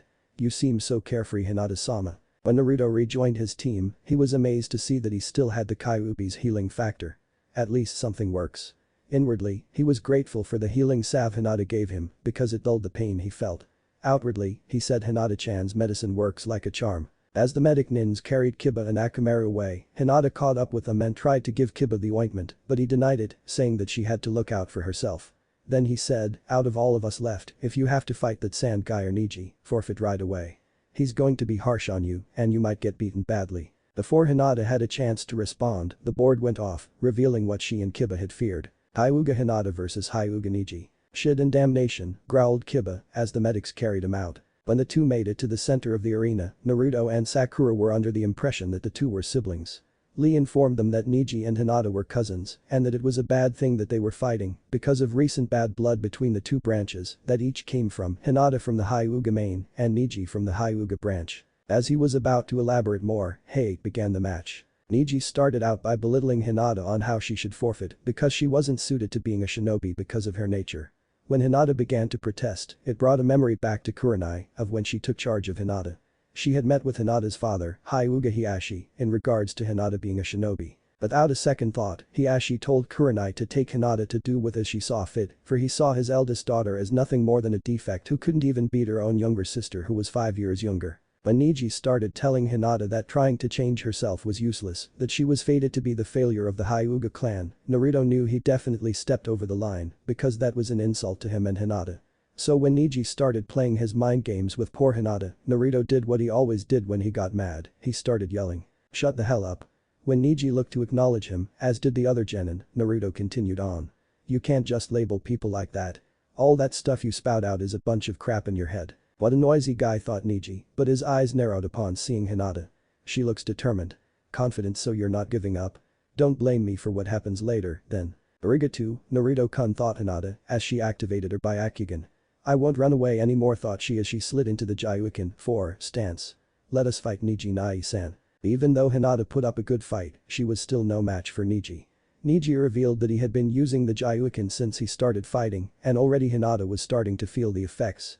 When Neji hit her in the chest, she flew backwards and hit the floor hard. When Neji started on about his crap about how she was fated to lose, she shakily stood to her feet, saying that she wouldn't back down, that she was going to change. When she started soughing up blood, everyone knew something was wrong. Kakashi said that Neji had more than sealed a number of Tenketsu, 5, disabling Hinata's ability to use the Gyuukin. And yet, she still fought. She fought to the limits of her ability, trying to follow her Naruto-kun's example. All those years of watching him versus the prejudice of the village, he had proven his strength. Even though the beast lay within, she saw him as an inspiration, trying to change himself for acknowledgement. Inspiration turned into affection, and she saw him for who he was. "When I'm watching Naruto-kun," she thought as she fought, "it makes me feel like I can accomplish something if I try. It makes me feel like I'm worth something." When Neji gave her a Gyuukin uppercut, he was sure that would end the match. But he was wrong, and annoyed when she stared at him through her vein-surrounded eyes, then charged him. So he did what he knew he'd take pleasure in. He gave her a Gyuukin blow to the heart. She fell to the ground, much to the chagrin of the rookies and Lee. When Neji told her that she was too weak to lay a finger on him, he deactivated his Byakugan and started walking to the stairs. But she continued on. Finding her inner strength, she struggled to her feet, even as Naruto yelled out, "Look. Don't stop the match." Neji, confused, asked her why she stood up.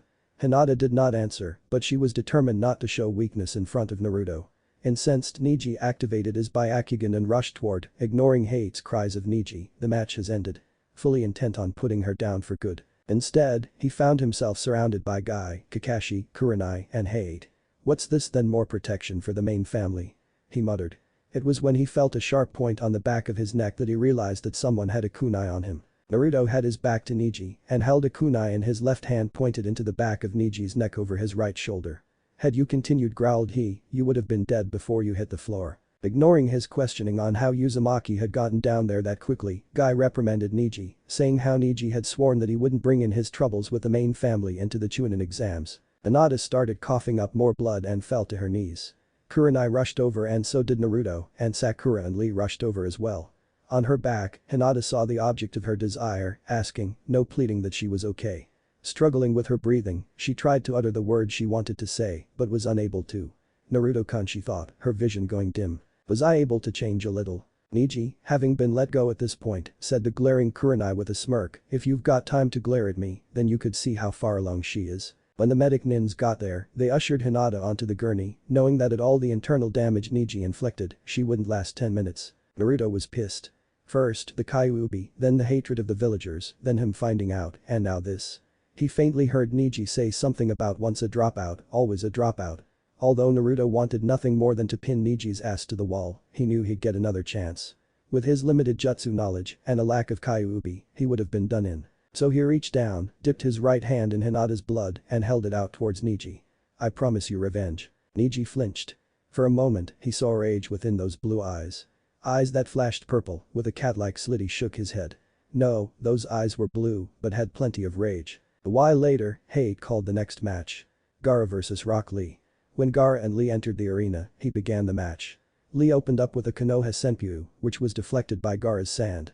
The sand then tried to smash itself onto Lee, but dodged it. Shino remembered the sand as the same that killed the 3 aim nin and wondered if the same thing would befall Lee.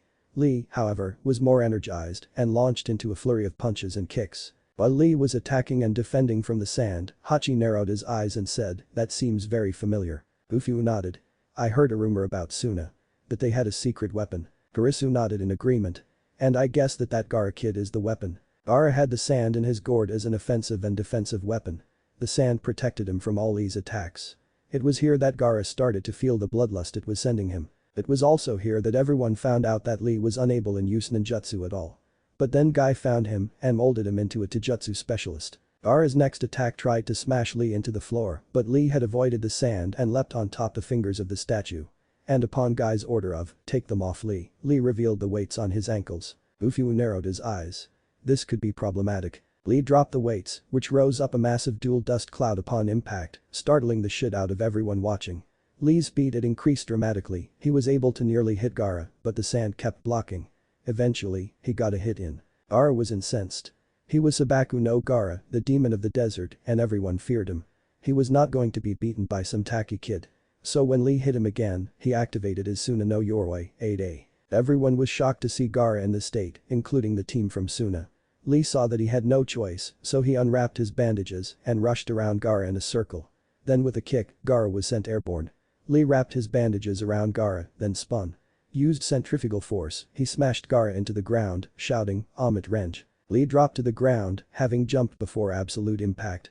Gaara's cracked form lay in the crater that the Amit Renge had caused. Certain that he had the match, Lee, among everyone else, was shocked to see Gaara's face crumble away to reveal nothing. An empty shell. Feeling a sense of foreboding, Lee spun around to see Gaara rise up from the sand, grinning like a madman. Putting his hands into the ram seal, he used the sand to toss Lee around. At this point, Lee saw no other choice. He was out to prove that he was a genius of hard work and he wasn't about to let Gaara take that away from him. So he started to open them. Kakashi was shocked and dismayed to learn that Rock Lee knew the Euro Renge and that he could open 5 of the 8 inner gates. Revealing his Sharingan, he explained that the 8 inner gates were limiters on the human body and to open them would release the body from all inhibitions. But should one have all gates open, in exchange for near godlike power, the person would die. Lee's hair rose, his pupils disappeared, and his skin turned red as he opened the 3rd gate, Seimin, 6. Opening the 4th gate, Shaman, 7, his power increased dramatically and he rushed Gaara, shattering the floor that he ran on. The force of him hitting Gaara was so great, everyone had to shield their faces from the rubble and dust. This is definitely problematic, thought Bufu. Gaara found himself airborne again, but this time, his armor started coming off. Lee was nothing but a blur and Gaara was being tossed around like a carcass. Lee opened the 5th gate, Hidaumen, 8, and rushed Gaara again. Punching Gaara, Gaara was forced back but snagged on one of the bandages Lee held. Pulling Gaara towards him, Lee did his final move, Euro Renge. The force of the move was equal to a small explosion. Dust went everywhere, forcing everyone to cover their faces once more. No of the genin had seen what had happened, except for Kurisu and Hachi. Damn, said Hachi, a hand covering part of his face. If that spandex kid makes it through this, it could screw up everything. Don't be too sure, said Kurisu, pointing at Gaara. Gaara had surprised everyone by revealing that his gourd was made of sand the instant before he hit the ground. Lee, having closed the gates in the air, hit the ground with a thud and rolled away from the crater.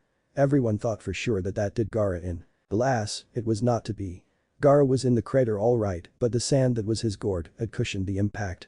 Not one to let an opportunity go to waste, Gaara raised his hand from his spot on the ground, but with great effort. His sand left him to wrap around the weakened Lee's left arm and leg.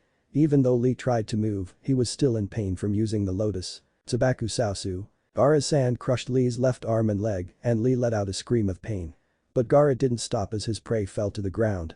He wanted to kill Lee, hey be damned. But before Hey could step in, Guy had dispelled the sand that headed for Lee's body. The morose look on Guy's face brought up unwanted memories in Gaara, his feminine uncle that tried to kill him, his scheming father who tried to assassinate him, his younger innocent self, and his fearful brother and sister. Clutching his head in pain, he hissed, "Why are you helping him?" To which Guy answered, he's my precious subordinate. The sand on the ground and Gaara's Suna no Yoroi formed on his back to make the gourd as Gaara stalked away and Hey began to announce the winner. And yet, Lee got up. He had his left arm and leg crushed, had opened 5 of the 8 gates, and performed the lotus techniques. By all accounts, he shouldn't have been able to stand up, but there he was. When it hit that he was unconscious, Guy was ready to break down right there. Lee was out to prove that hard work could defeat genius, even at the cost of his body. "Shausa, Gaara," said Hade, but his pronouncement basically went ignored by all except Gaara. Sakura tried to aid Lee, but Kakashi told her not to, saying that her presence would only hurt Lee, that it would make it harder on him. Tamari confidently said, "There's no one who can beat our Gaara," to which Hachi appeared next to her and replied, "He almost did, and not everything is set in stone. Even your mighty Sabaku no Gaara can be beaten." Hachi then reappeared next to Hade. Tamari was visibly disturbed, while Kurisu said, he just had to show off with the Shunshin no Jutsu, 9A. Other than that, Naruto was the only other genin who went down, passing a glare at Gaara as he ran past, towards Guy and Lee. While 2 medics placed Lee on the stretcher, the other one took Guy aside and explained Lee's injuries. Between the bone fractures and the torn muscles, that would have been okay to know that they would take some time to heal. But when the damage to his left arm and leg were brought up, Guy faced the prospect of Lee forfeiting his ability to become a shinobi ever again. When the medics started to take him out, Naruto yelled at them, "What's Fuzzy Brow supposed to do when he finds out? Can't something be done?" When he was ready to chase down the medic nins, Kakashi and strangely Hachi appeared behind him.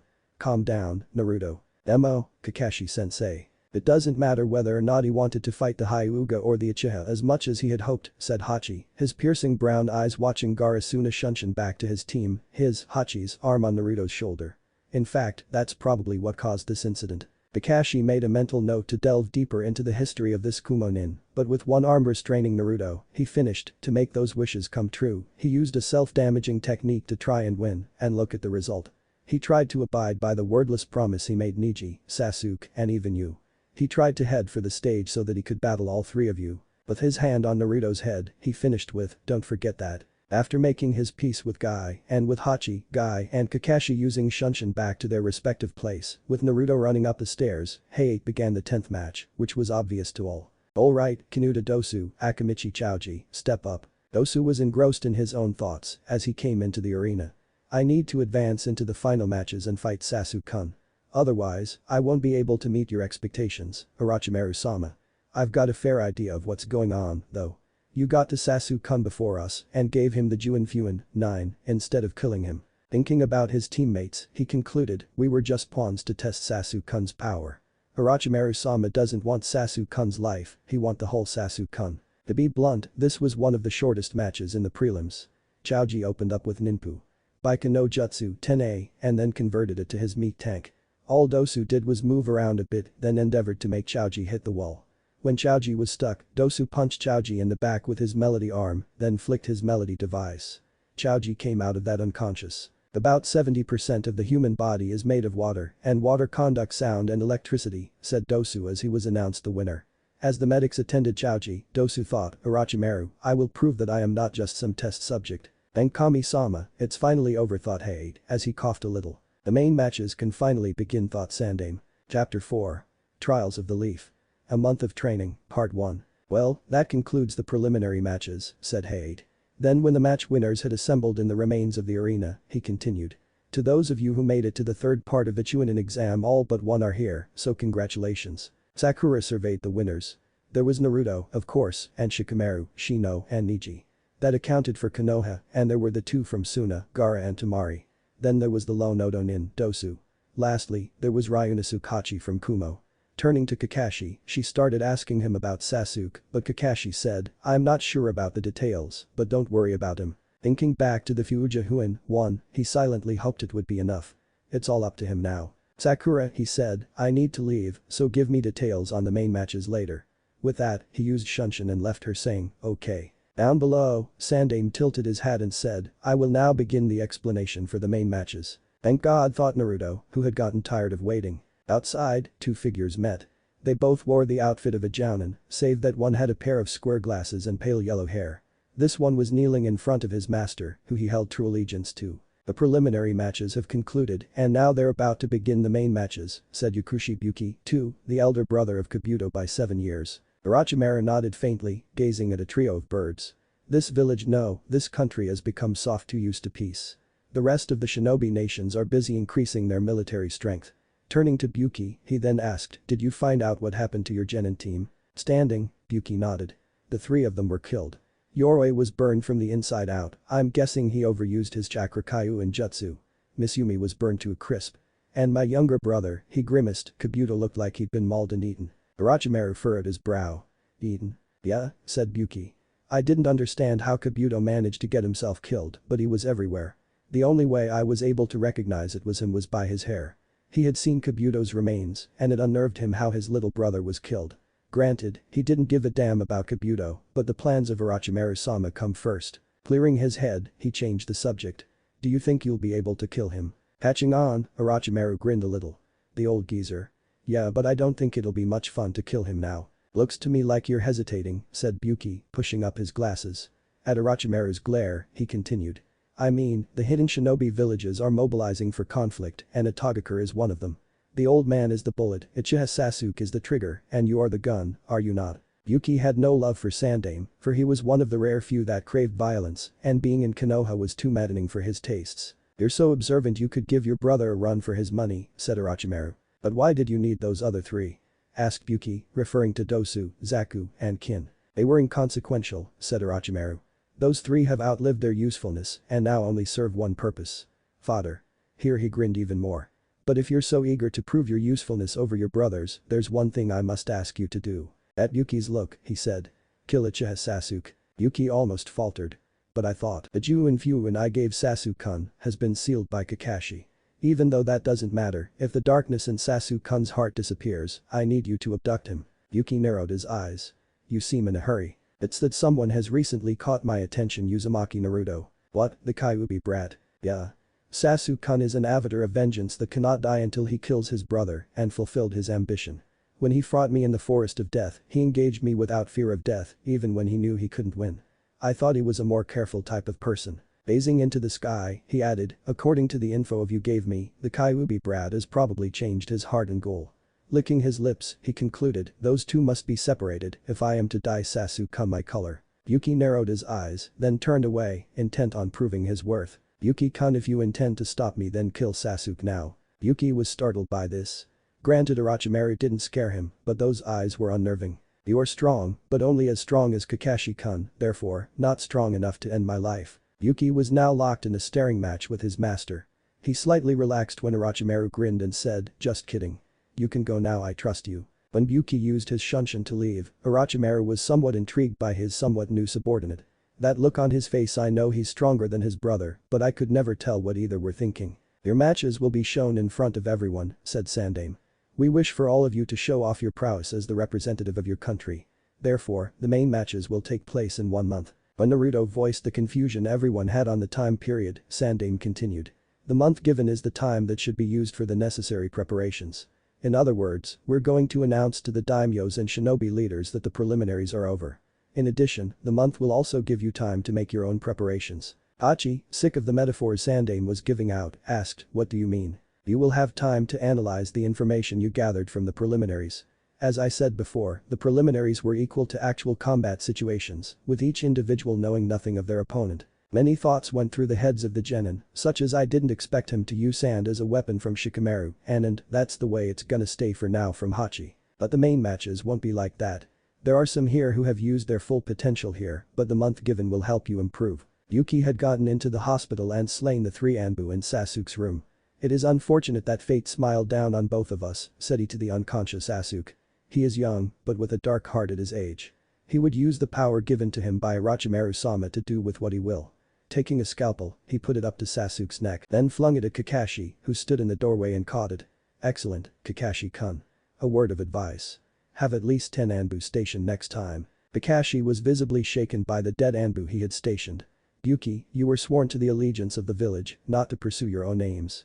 Stepping forward, he asked, why did you try to kill Sasuke? Depending on your answer, I might have to take you to Ibiki. Ibiki doesn't scare me, Kakashi, said Yuki, turning to face the silver-haired Jounin. And as for my own aims, I just prefer to think of it as changing hands. Shinobi are tools, are we not? And what business of yours is if I choose to change hands? Kakashi was silent, analyzing the Jounin before him. Yuki was the sensei of Kabuto, Yoroi and Miss Yumi, and it was a well-known fact at this point that the 3 were dead. But he had his suspicions with Kabuto, and since Yuki was his Jounin sensei, are you connected to Orochimaru? You might not be able to prove that if you capture me now, would you? Just answer the damn question. Long story short. Yuki pulled out a curved kunai and held it to Sasuke's throat, while Kakashi pulled his own kunai out. One twitch from Yuki was all Kakashi needed, and he rushed the other Jounin, knocking him to the ground, while watching one of the Anbu rise up and run for the door, only to discover Page Bunshin. The Anbu found himself between 2 Kakashis. But then, another Anbu on the floor threw some kunai at the window and jumped. Kakashi didn't expect that, so when the Anbu between him and his clone fell to the ground, he ran to the window. The Anbu below him was free-falling, and he removed the mask to reveal Yakushi Yuki, smirking and raising his middle finger at the gaping copy nin. Damn, growled Kakashi as Yuki disappeared into the trees and his cage Bunshin poofed into smoke. He went to inspect the fake Yuki, only to discover that the skin on Yuki peeled a little. A Hitakigutsu 3. Said a surprised Kakashi. He knew without inspecting the newly fallen Anbu that he would find the same thing. He erased his odor, muted his heartbeat, impersonated one of the Anbu he killed and kept an escape route open. Kakashi growled at his own weakness. A guy like that working for Orochimaru I wouldn't be able to kill either, at the state I'm in. Sandaime had that odd gleam in his eye and Naruto didn't like it at all. True to form, Sandaime confirmed it with, before I let you all go, there is something important we must do before the main matches. Take a piece of paper from Anko as she comes by you. I'll walk, so take it in turns, said she. After she passed them out, Ibiki asked if everyone got one, then to say what number they picked up. Dosu got 8, Naruto got 1, Tamari got 7, Gaara got 5, Hachi got 3, Shikamaru got 9, Neji got 2, and Shino got 4.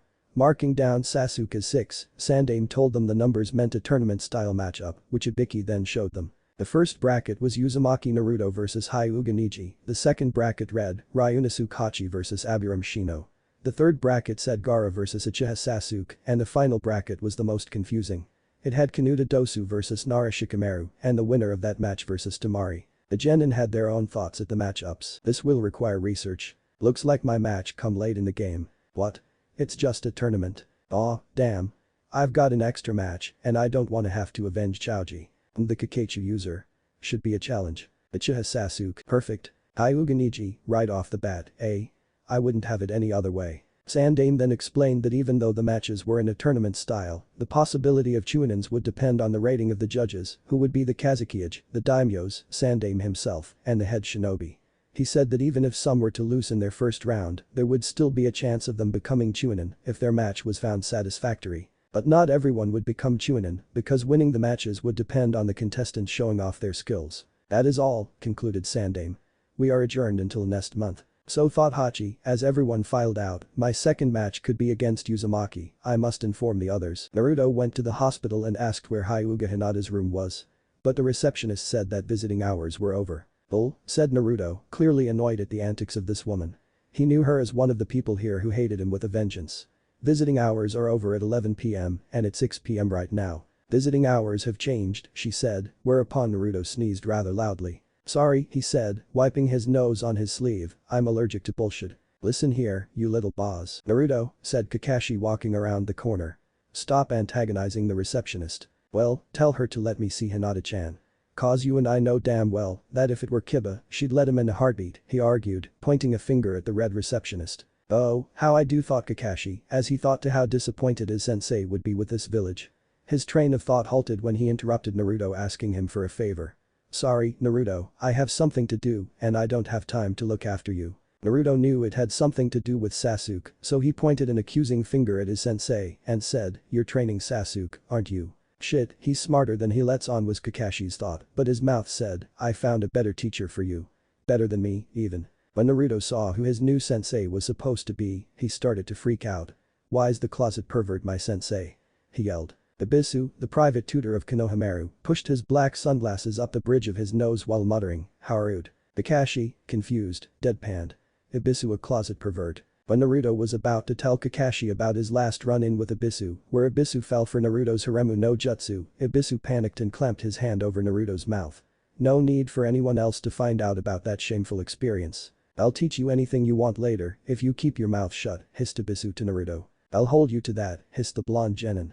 He would jump at the chance to learn a new jutsu. Blackmail was so versatile, so said Bufu, his back to his subordinates.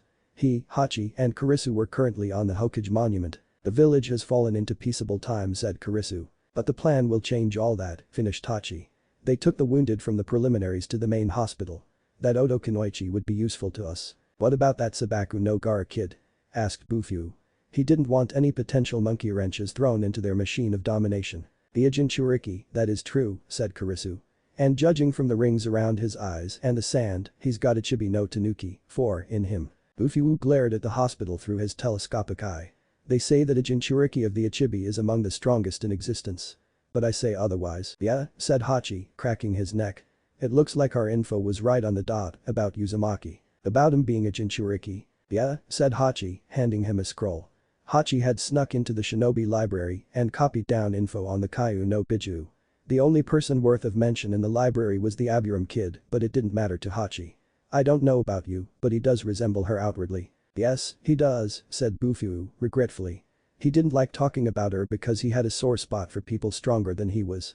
Whether or not it was the fact that the two of them were part of the Raikage's genin team before he became the Raikage, he still didn't like her. Getting back on track, he reviewed the scroll. The contents on it stated that even though the Kyuubi was the strongest, there was only one other previous time that it had had a human prison. Though info was sketchy on the exact person, it had been 721 years ago, and the vessel was refuted to have had 3 whisker marks on each side of her face. "I did a little asking around," said Kurisu, casting his eyes toward the village below.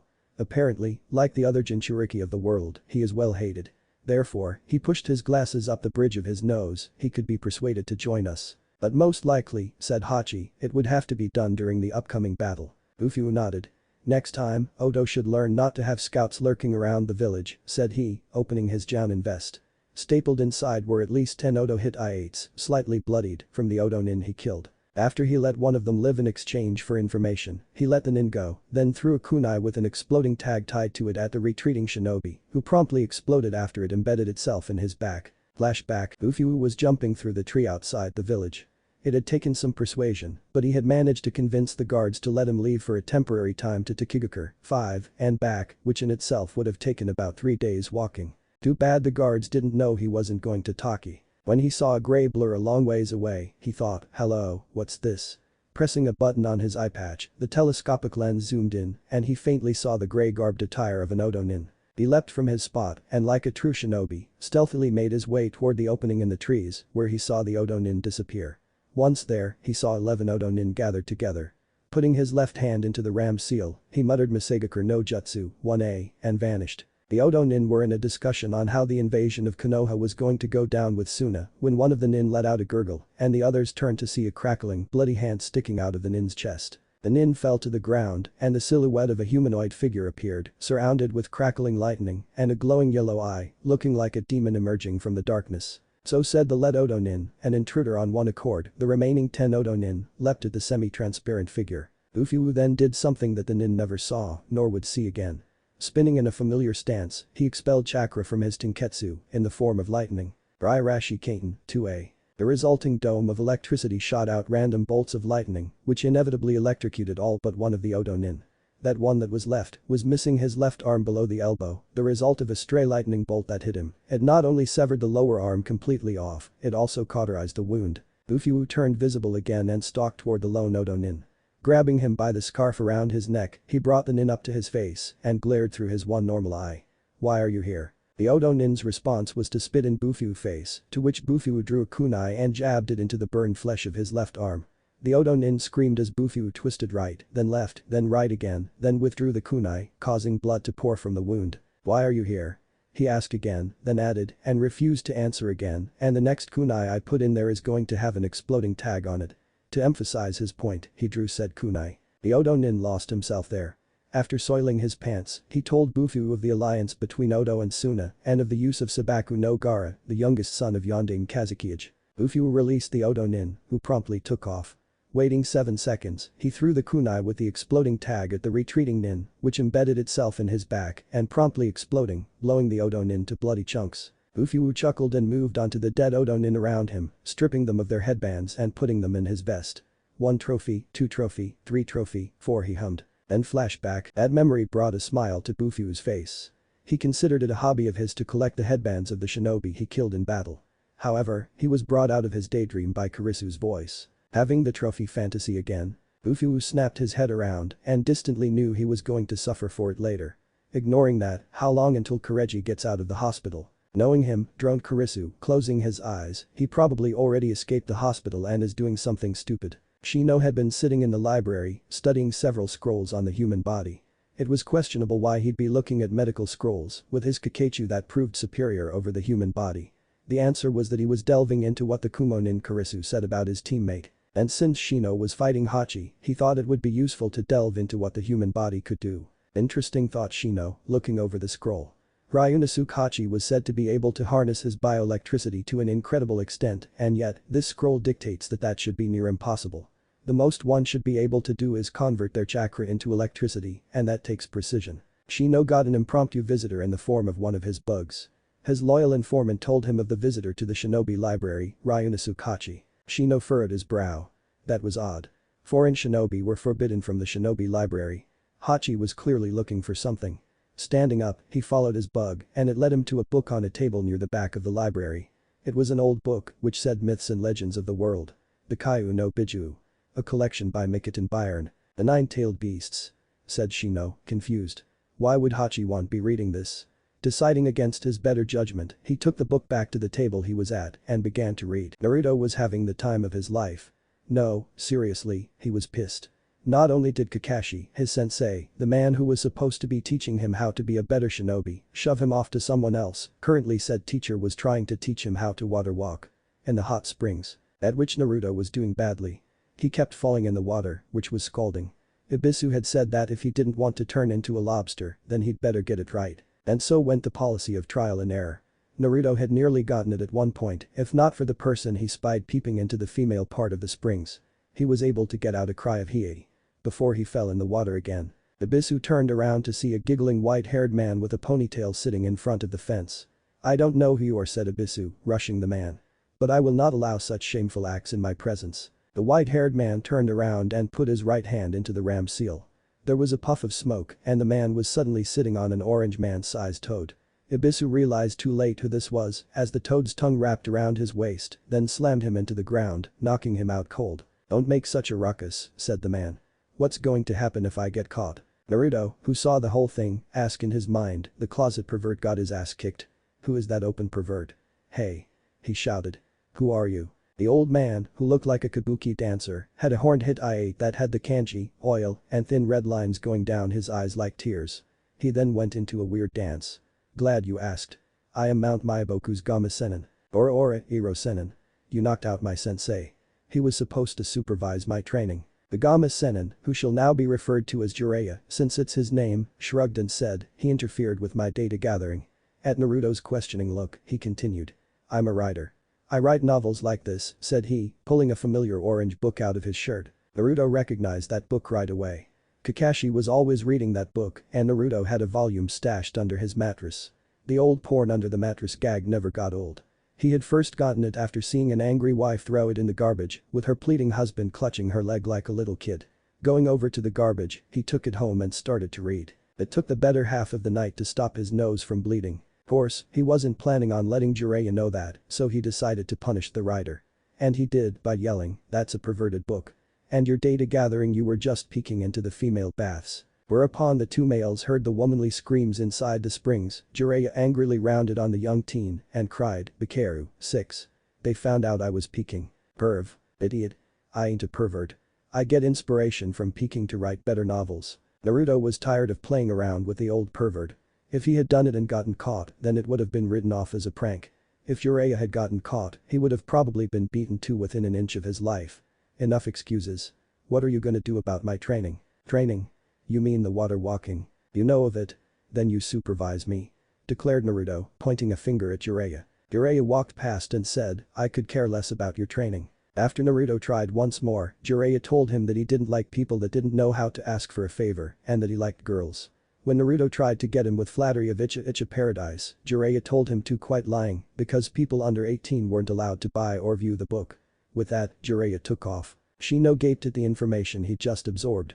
This Mikotan Byron person had detailed information on all 9 Biju. Here was an excerpt of what he read. Of the Kaiu no Biju, the strongest is the Kyuubi no Kitsune, who is also called the Kyuubi no Yoko. This mighty beast could raise tsunamis with one swipe of one of its tails and level mountains with another. I have seen 2 Kyuubi in my lifetime. The first was when I was but a child and the second when I had to witness the sealing into my adoptive sister. Luckily, the Kyuubi was able to save my sister, but she was forever marked by the Kyuubi by the whisker marks on her face. See Jinchuriki, page 101. Next to the excerpt was a picture of a blue-haired girl with pale skin and red eyes.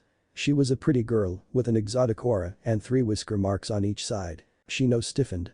There was one person in the village that matched up with what the author said. So, the adults lied to us, he thought. And yet, they told us to despise Uzumaki because he is a Jinchuriki. Turning to the page suggested, he read what the author said on the Jinchuriki. The literal translation of the word Jinchuriki is power of human sacrifice. The Jinchuriki are humans that used as vessels for beings such as demons.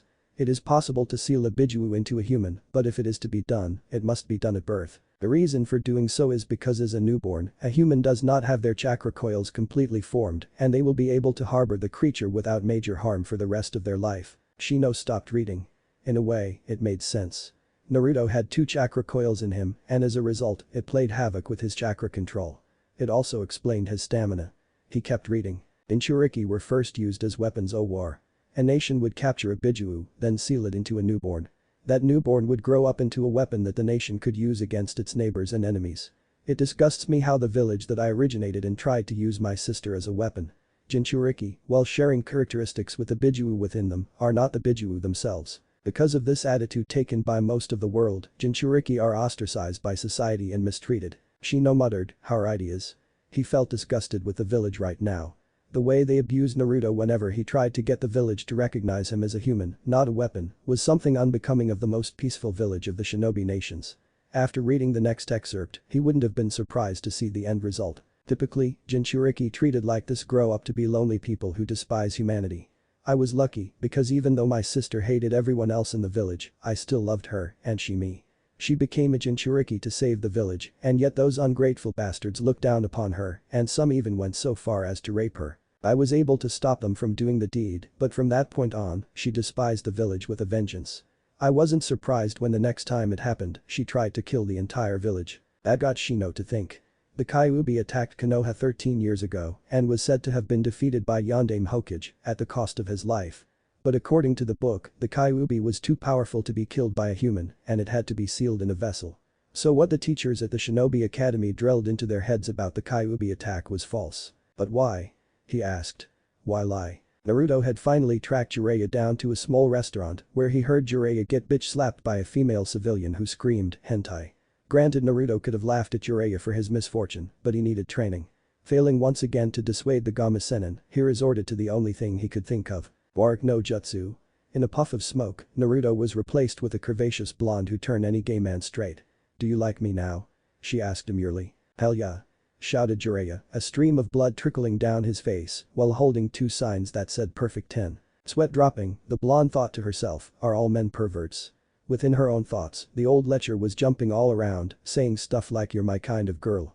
And what do you call this technique? Answering Warwick no Jutsu, Jiraiya responded by calling Naruto a genius.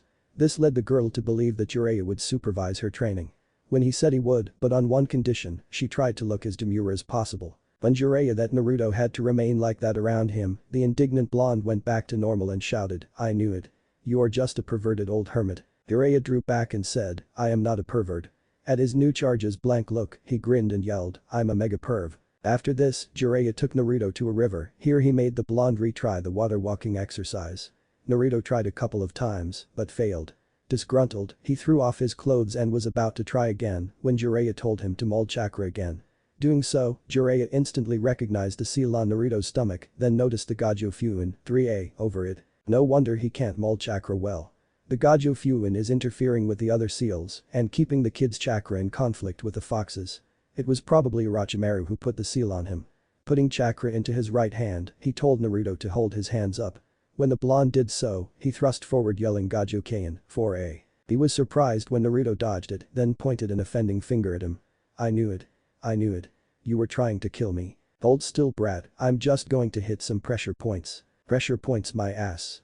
Last time someone got near me saying Gajo, I got my chakra control screwed over, while my teammate got a love bite from a gay snake." "Yep," Orochimaru thought Jiraiya, well he said, "A gay snake. That's a new one." He sighed. "I'm just going to remove the seal that Orochimaru put on you." "How did you know it was Orochimaru?" "I used to know him. He was many things, though I had a suspicion he was gay." "Now hold still." With that, he completed the Gajo Kain. The seal off him, Naruto tried the water walk again and nailed it head on.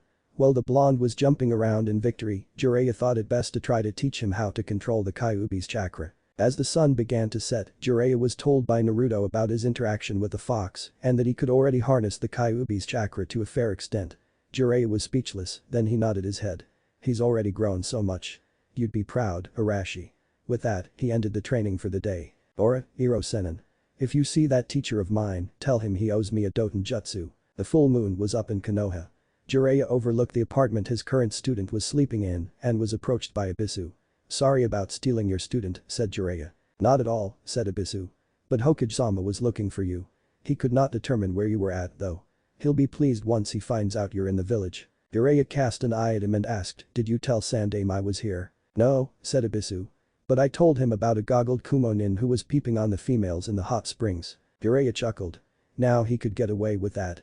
But as for me, turning his thoughts back on the third, he added, "Since Sandaime doesn't know I'm here, let's keep it under wraps." A shinobi stole his way into the hospital. He searched the rooms, but the object of his desire wasn't in any thus far. Opening a door, he found it. Her long black hair, cute face, ripe body, it was her, all right. No time to lose, thought he. He lifted her slightly up and lowered his face. Like a vampire, he extended his fangs and bit her. She moaned slightly, in pain or pleasure, he wasn't sure. Through his fangs he sent the essence that would change her life forever. Not even her master would be able to slay her quickly. His task done, he leapt out the window, jumping on rooftops like a true ninja in the night. Seconds later, the watcher who had seen the entire thing followed him. Tsubaku no Gara sat atop one of the stone fish on the pagoda that was the Hokage's box for the Chunin exam finals. He stared at the moon, feeling it growing stronger, feeling it yearn for the day it would rain blood upon the earth, the blood of its enemies. "Your time shall soon come, Mother Suna no Shikaku." 7. Gara was cast out of his thoughts by a familiar voice that said, "This was unexpected, do you not sleep?" Glancing down, he saw the form of Kanuta Dosu. "I was planning on killing you here and now to get a higher probability of defeating Sasuke-kun." Revealing the melody device on his arm, he asked, "I wonder which is faster, my sound or your sand?" Dosu was outgunned from the start. From the moonlight, he saw a shape rise from the stone that Gara sat upon. He heard Gara say something about its blood getting excited during a full moon, but all he could focus on was the horrifying shape in front of him. What are you?" And there, Dosu's life ended in a cloud of dust. When the dust cleared, from where Gara kneeled panting, a jagged line had torn itself through the shingles on the roof. The line led through the mutilated corpse of Kanuta Dosu. "That was incredible," said Byuki, watching from afar with Baki. "Was that his true form?" Baki was about to ask him about Dosu, but Byuki cut him off in the middle, saying that Dosu's usefulness had ended some time ago. "I thought he was a guinea pig to test how strong that Uchiha kid was?" asked Baki. Unknown to the two, at least for the moment, Jeku was listening to the two conspirators. "Our allies from Suna, they plan to destroy us." After Byuki handed Baki the scroll that had an outline of Oto's plan, Jeku had heard enough. Preparing to take off, he stopped after hearing Byuki say, "One more thing, I'll clean up the mess." "No," said Baki. I will do it. As a shinobi of K's no Kuni, of Sunagakure I must lend my aid to an ally. Besides he glared at the proctor through the solid wall. There's only one mouse. Deku and Baki met at the roof of a building. Deku tried to fight Baki. He drew his katana and pulled out his prime attack, Mikazuki no Mai. One Deku became three, and the three danced around the astonished Baki in some bizarre dance. The real Deku leapt into the air and slashed downward at Baki's shoulder. He was able to cut Baki, but not deep enough. Worse yet, his blade was stuck in Baki's jacket shoulder, effectively cutting off any possible counterattack. That was Konoha Ryu. Mikazuki no Mai. To have mastered it at such a young age you are exceptionally talented, said Baki, an evil grin on his face. Deku didn't like it and he was proven right when Baki raised his arm and used the other to grasp the sword in his shoulder. Your sword technique was excellent, but how can it compare to blades of wind? 2 lives were lost this night, said Hachi as he watched Baki leave the mutilated body of Deku on the roof. Poor Kanuta Dosu, poor Deku, so young, so full of life. He cast a glance at the shadows behind. Zaku-kun. Ibumi Zaku stepped out of the shadows. He had followed Hachi from the hospital and was intent on discovering the plans of this Kumo nin. Perhaps that would redeem him in the eyes of Orochimaru-sama. What did you do to Kin? I gave her a gift, answered Hachi, turning to face the Odo nin with both arms and slings. She will truly appreciate it and Kumo will appreciate her. Zaku drew his good arm out of the sling, wielding a kunai. I don't care for Kin, but I will present your cold dead corpse to Orochimaru-sama. Hachi began to chuckle, then he laughed and spread his arms to Zaku. He laughed, while at the same time, began to glow. The glow illuminated Zaku's face, which was terrified by the malevolence that came from this Kumo nin. What the hell are you? The last thing Zaku heard was Hachi laughter as his scream filled the night sky, followed immediately by a flash of light and a resounding low thunderclap. And this, said Hachi, to the fried corpse that once was Ibumi Zaku, makes the third. Now, said he, turning to the pagoda roof that Gaara was on, let's have a little chat, Gaara-chan. When Naruto woke up, he felt the need to go to the hospital to see how Hinata was doing. Whether it was that erotic dream he had about her or his own feelings, he didn't know. He just wanted to see that she was alright. Getting dressed in his orange jumpsuit that he was promising to burn later, he set out. The sun had risen into the sky, which suggested that it was at least 7 or 8 in the morning. Ignoring how slightly chilled he was, he walked to the hospital. Hey, Fox. Yeah? I need you to tell me who my parents were. That caught the Kyuubi by surprise. What makes you think I know your parents? You're the Kyuubi. You've seen all and know all. That doesn't mean a damn thing. Hell, I haven't seen plenty of stuff yet. Like what? Like whether or not you have grandkids with the Hyuga girl you dreamt about. That made Naruto face fault. You bastard. What are you doing, looking at my dreams? All he got in response was the Kyuubi's raucous laughter. Damn bastard, he muttered, going red. Dreamscape. Last night, he felt encompassed by her warmth. Surrounding him, her very touch was driving him insane. She was on her back against a tree and he stood in front of her. Her moans, her sighs, they drove him wild. She had the scent of lavenders and he knew that before the night was over, she would have his scent on her. He stiffened, groaning out her name. Hinata-chan. Her legs wrapped around his waist, she sighed out his name. Naruto-kun. And then all went white. Then dreamscape. Naruto shook his head, arriving at the hospital, but opted to climb the wall to avoid that bitch of a secretary he knew was there. I probably can't even look her in the face, he muttered as he climbed up the wall. After searching through the windows for about 15 minutes, he found her room. Silently pulling the window open, he slipped in. He gazed down at this angel of beauty. She was more than he deserved. And he knew it. His heart wrenched when he heard her cough. Fox, you think you can help her? Probably, said the Kyuubi in his head. Put your hand over her chest. Kyuubi guffawed at Naruto's heart attack. You know what I meant. I was starting to think otherwise, muttered Naruto as he hovered his hands over Hinata's chest. He couldn't help but notice that she had a nice rack for a girl her age. He shook his head. Last thing I want is Hinata-chan accusing me of trying to molest her, he muttered as he concentrated on his task. The blood-red chakra left his hands and dove into her small body. After several seconds, Naruto let out a sigh of relief as he heard Hinata's breathing ease.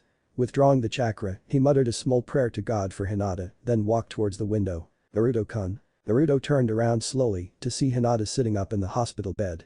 He moved before he thought. A second later, she was enveloped in his arms and he was whispering that he was glad that she was okay. Hinata had gone redder than blood by the contact with her love, but she willed herself to not faint. Naruto-kun, I feel. Yeah, said Naruto, scratching the back of his head. The two were silent for a while until Naruto spoke. I should go, cause no one knows I'm in here. Why you mean that you snuck in? Hi, said he, dropping his head a little. They wouldn't let me in. I guess it's because he trailed off, not wanting to mention the Kyuubi. But she knew. She had seen it in the eyes of nearly every adult. Naruto-kun. Naruto stood. He was getting ready to cry, which was a big deal for him. "Hinata-chan, I like you a lot," he began, whereupon she gazed wide-eyed at him, "but I don't think you'd be happy with me." She asked, "Why?" Naruto inhaled, then exhaled, and told her the words he was sure would send her run screaming. "How can you, a proverbial goddess, like a guy like me, a demon vessel?" He closing his eyes, partially to avoid the horror he knew was on Hinata's face, partially to stop the tears from falling. What happened next surprised him. He opened his eyes at the feel of a warm hand on his cheek. He saw Hinata, gazing at him with those lavender eyes he had fallen in love with. She had tears streaming down her cheek, but she was smiling. Then she moved in, and the two shared their first ever real kiss. Eyes closed, lip lock, the works. When they separated, Hinata spoke first. "I don't care about the Kyuubi." His mind went blank. When he came back to Earth, he asked, how?" Hinata blushed and looked down. "Around the end of the academy, I saw you training. You threw a kunai that rebounded and hit you in the arm. I watched it heal, and I made the connection later at the graduation. So you don't care about the fox?" She shook her head. "No. Every day the Kyuubi stays within you, you save the village for another day." She was cut off by Naruto pressing his lips to hers once more. She let out a little squeak, then fell into it. Naruto was quickly becoming addicted to her. The shape of her against him against her lips, he murmured, "Aishiteru, 8, Hinata-chan," and she replied in response, "Aishiteru, Naruto-kun." The two went on for about 30 seconds before the door burst open. Kiba barged in, saying "Konnichiwa, Hinata-chan." Followed by a nurse, Sakura and Ino, who was carrying a bouquet. Kiba gaped at the scene before him. Hinata was kissing Naruto, Naruto was kissing Hinata, Ino and Sakura were staring, the nurse was staring, Naruto was staring back. With a roar, Kiba lunged at Naruto, who jumped apart from Hinata and out the window, uttering a quick sayonara, "Hinata-chan." The blushing Hinata was grabbed by Kiba, who said, "Are you alright, Hinata-chan? He didn't hurt you, did he?" "No, Kiba-kun." "Ora, baka inu, 9, came Naruto's voice. "Leave Hinata-chan alone." Kiba growled and ran to the window, snarling, "I'm gonna turn you into a foxskin pelt." Looking down, he saw a kunai flying at him. He caught the kunai and noticed that it had a white piece of paper tied to it. Unwrapping the paper, he turned purple with rage at what he saw. Hinata, Ino, and Sakura leaned in to see, the nurse having been gone at this point. Hinata immediately blushed, Sakura muttered, "Bikeru," and Ino laughed a little. The paper had a picture of a human fist with the middle finger up. Kiba leaned out the window and yelled out, "Real cute Narutard. Is that your IQ?" Naruto's voice answered, "Nah, that's your sperm count, Kai bitch." Ino couldn't take it. She started to laugh, and Hinata giggled a little. Kiba gaped at the comeback Naruto sent him, and Sakura said, "You owe me 50 Ryu, Ino." Chapter 5. Truth and Lies. A Month of Training, Part 2. Naruto was still chuckling to himself if he and Jiraiya went back to the same place they were at before. Immediately, the two heard the sounds of giggling, and Jiraiya was off like a shot. Peeping through the bushes, he saw 3 girls, probably about 18, splashing each other in front of the waterfall. "Very nice," said the lecher of a Sannin. "Very nice, indeed." "Hey," went Naruto, his mood effectively soured by Jiraiya's antics. When Jiraiya kept looking, Naruto finally took drastic measures. Jiraiya was surprised to see the 3 girls joined by another one, a blonde. "Hells, yeah," squealed Jiraiya, up until he saw the whisker marks on her cheeks. "Wait a minute." He spun around to see Naruto on the other side of the river, but the blonde was pointing at something behind the Sannin. When Jiraiya turned around, he came face to face with 3 angry girls. "Damn you, Gaki," was all Jiraiya got out before the 4 rained their righteous feminine fury upon him. Jiraiya, the lecher that he was, decided to take the beating in stride, but managed to cop a field twice. When the girls were done, they got their stuff and left. Jiraiya was stuck lying on the ground with a massive bruises all over his body. When he saw his student above him, he asked, "You like seeing me in pain, don't ya?" Naruto retorted, "It was your own fault." Standing shakily to his feet, Jiraiya stretched himself. "Just for that, I shouldn't teach you, but since you're my student, I'm obligated to do so." Kneeling in front of Naruto, he began. "You remember I asked you about your chakra and the Kyuubi's chakra?" On Naruto's confirmation, he continued. "Because of your unique condition, the nature of the move I'm about to teach you requires that you be able to use the Kyuubi's chakra and your own." "What move?" "Kuchiyus no Jutsu." "Watch carefully." With Naruto's attention on him, Jiraiya bit his thumb and smeared some blood on his hand. Then performing the seals boar, dog, bird, monkey, and ram, he plunged his hand to the ground, yelling, "Kuchiyus no Jutsu." A cloud of smoke erupted, and when it cleared, the toad from the day before appeared, with Jiraiya on its back. The toad had Jiraiya's scroll in its mouth and then extended the scroll towards Naruto. Naruto took the scroll and opened it. That, Jiraiya said, is the summoning contract with the toads. It has been passed down many generations, and currently, I am the holder. First, he continued as Naruto laid the scroll down of the ground, write your name and blood, and then put a handprint below that. Sitting down, he added, then, mold chakra and place the hand you used on the contract to where you want to summon the thing. The seals are boar, dog, bird, monkey, and ram. After Naruto wrote his name and left the handprint, he said that it. Whereupon Jiraiya told him to try to summon something with his chakra. Performing the seals, Naruto did the technique. What showed up surprised the both of them. A small orange toad with a blue vest appeared as the smoke cleared. He was saying, so Shikamaru was telling me how much his dad hated his current summoner, cause his summoner likes little boys and all. Blinking, the little toad looking around, saying, hey, this ain't home. Where's Gamatetsu? Looking up, he saw the gaping Naruto and Jiraiya. Hey. Who are you? Naruto recovered and said, Uzumaki Naruto. And you are? Gamakichi, said the toad. Now gimme a cookie. In the time this was going down, 5 Anbu surrounded the corpse of Zaku. The purple-haired cat-masked Anbu held his sword and then muttered, hey kun, what happened to you? Behind the Anbu were 2 additional bodies, one was the mutilated body of Kinuta Dosu, and the other was an unrecognizable figure that had apparently been fried. In the Hokage's office, Sarutobi, the Sandaime Hokage, had a grand majority of the Jounin there assembled for a meeting, and his Hokage hat was off.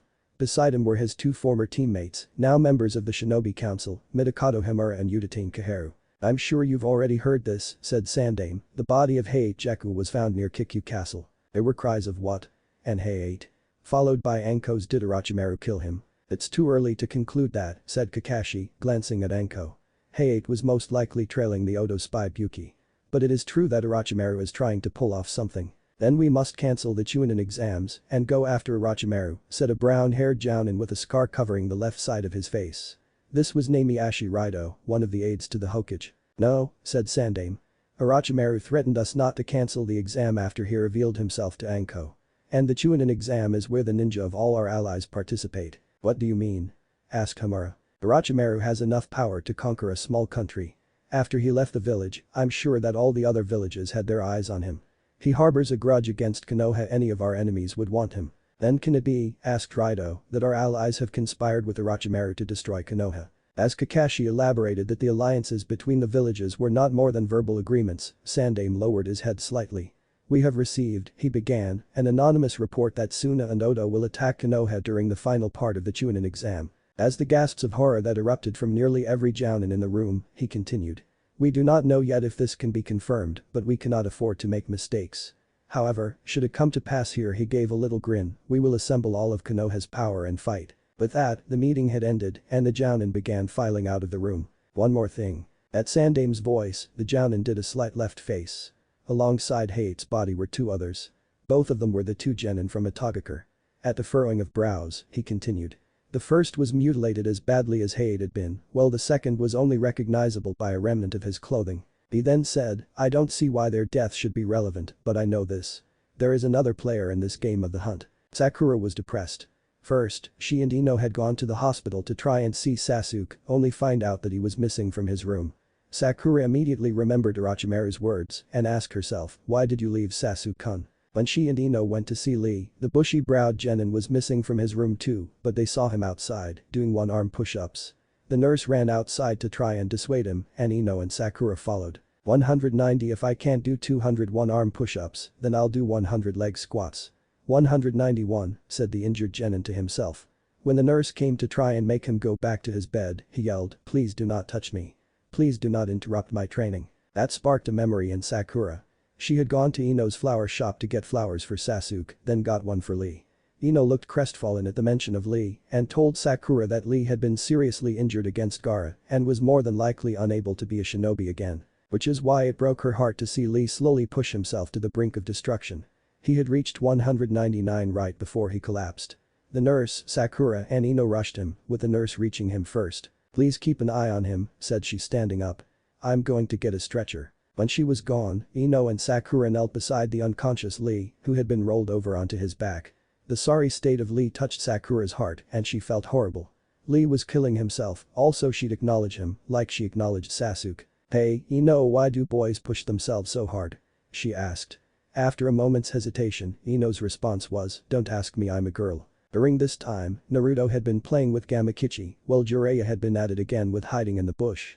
This time, there were 4 girls splashing each other in front of the waterfall, and Jiraiya was giggling like a little schoolgirl. Ora Gamakichi, said Naruto to the toad on his head. I just had an idea. Shoot, Nai-chan. While the 2 schemers were concocting a plan, Jiraiya kept giggling and muttering, kawaii, at least, until he saw a small orange toad jump into view. Said toad riveted slightly, and the ditzy women cooed and gathered around the little creature. Jiraiya turned his head slightly to see a shrugging Naruto, then turned back to see one of the girls holding a visibly grinning Gamakichi to her chest. Those little bastards, growled Jiraiya, as Gamakichi stuck his tongue out at the Gama-senin from his vantage point. Jiraiya waited until the women left and petted Gamakichi on his head, saying sayonara, Gama-chan, then waited for Gamakichi to hop over to them. Had fun, did we? He all but growled to the grinning toad. Yep. Growling, Jiraiya turned to Naruto, who at this point had Gamakichi on his head again, and told him to use the Kyuubi's chakra to summon a bigger toad. Sure, Iro-senin, went Naruto, to which Jiraiya yelled, stop calling me that. Going through the seals, Naruto called on Kyuubi's chakra and plunged it into the ground, screaming, Kuchius no Jutsu. There was a massive cloud of smoke, and out of the smoke came a voice yelling, Jiraiya. Damn you, Jiraiya. When the smoke cleared, it revealed a toad as large as the Hokage Tower, wearing a blue yukata top and a knife at his side. In his mouth was a giant pipe, which puffed out smoke as he exhaled. Oh, crap, muttered Jiraiya. He was impressed that Naruto managed to summon Gamabunta, the toad boss, the chief of all the toads, many titles, no. But frankly, Gamabunta detested Jiraiya because of his habits. Whoa, went Naruto on Gamabunta's head. He was sitting down, and Gamakichi was patting his head, saying, that'll do, Nai-chan. That'll do. At any rate, Gamabunta, feeling the small pressure on his head, glanced upward and said, Oi, Gaki. Who are you, and where's that Jiraiya? Naruto replied, name's Uzumaki Naruto. And I think Iro-senin's hiding in one of those bushes. Pointing at the bushes in front of Gamabunta, he was barely able to see a tuft of white hair. Jiraiya. Come on out, Jiraiya. Yelled Gamabunta. When said man came out of the bushes, the giant toad asked why did you summon me? Oi, Pops. Nai-chan here summoned you. At the new voice, Gamabunta looked up again to see his spawn perched on the blonde's head. Gamakichi, stop lying for that Gaki on my head. Actually Bunta, he's right, said Jiraiya. When said giant toad glared down at Jiraiya, he merely pointed to the open summoning scroll on the ground. True to form, the last name to be signed was Naruto's. Told ya, Buwas went Naruto as he passed out on Gamabunta's head. As Gamakichi leapt off Naruto's head before it had Gamabunta, Gamabunta looked up and muttered, looks like the little Gaki was right. However, when he looked down, Jiraiya had disappeared, and so had the summoning contract. Lousy lech, muttered Bunta, then glanced up at the knocked-out blonde on his head. The blonde's lucky. Besides him, no else has ridden on my head, other than Arashi. But that Gamabunta took off, in the direction of the Konoha hospital. The hospital would later comment that they found Uzumaki Naruto next to a giant frog-shaped footprint, with a note attached to his jacket, take care of Nai-chan or else the Gamas will eat you. Sincerely, Gamakichi. At the hotel, Kankiru watched as Choji, Shikamaru, and Asuma went into the barbecue place across from them. He had recovered from his wounds inflicted by Hachi. Needless to say, he was surly at the mention of the Kumo nin, but right now, he concentrated on the Jounin and 2 genin. He currently had his headpiece off, revealing a crop of brown hair, but still kept the face paint. Having barbecue again it must be a reward for training like they were supposed to. Turning to his sister, he added, and the best thing about this is I don't have to watch Gaara. Why? Asked Tamari. Because not even Gaara would do anything weird during the day. Looking out the window, he added, by the way, that Shikamaru guy is your opponent during the finals. Don't you have to come up with a plan? Tamari mfed and said, there's no way I'd lose to a guy like him. But we all messed up, said Kankiru. At the look Tamari sent him, he said, if we had taken the test sooner, we'd all be Chunins by now. Tamari inwardly agreed, thinking back to right before they left Suna for the exams. Flashback, Nani? Said Tamari in the Kazekage Tower. Due to a sandstorm, the team was meeting in the Kazakige's tower. Kankiru and Tamari were sitting, and Gaara was leaning against the wall, his gourd missing from his back. All 3 were facing Baki. For this Chunin exam, said Baki, Sunagakur will make you 3 take it. But it is not so you can become Chunin. It is so you can crush Konoha. But why? Aren't Suna and Konoha allies? Baki grinned wryly. That alliance treaty is the problem. You genin may not know the details, but after the treaty was signed, that dumbus of a daimyo for K's no Kuni forced our village to cut our armaments. Then to add insult to injury, he became a client for Konoha. Instead of giving us missions, like he should have been doing, he gave them to the Konoha nin. And finally, when he cut our budget, he also reduced the number of shinobi we had. Glaring out the window, he added, when the head is stupid, the arms and legs have problems. Turning to his genin team, he then added, to maintain our power, we had to increase the quality of our individual shinobi.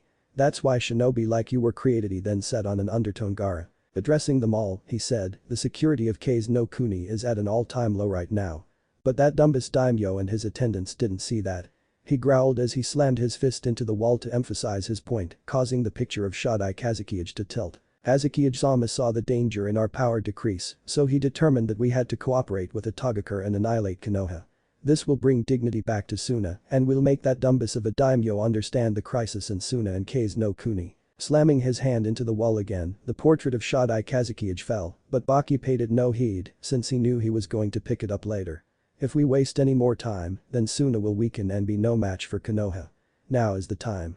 Turning to the Suna Jinchuriki, he said, Gaara, this mission depends a lot on your performance. The stoic Sunanin uttered a blunt sure. As soon as the mission commences, continued Baki, we will go to war with Konoha. This was something new to Tamari and Kankiru. Another war? Said she. After so many sacrifices, this treaty is going to be voided and more people will die. It is all Kazekage-sama's will. We shinobi are tools of war.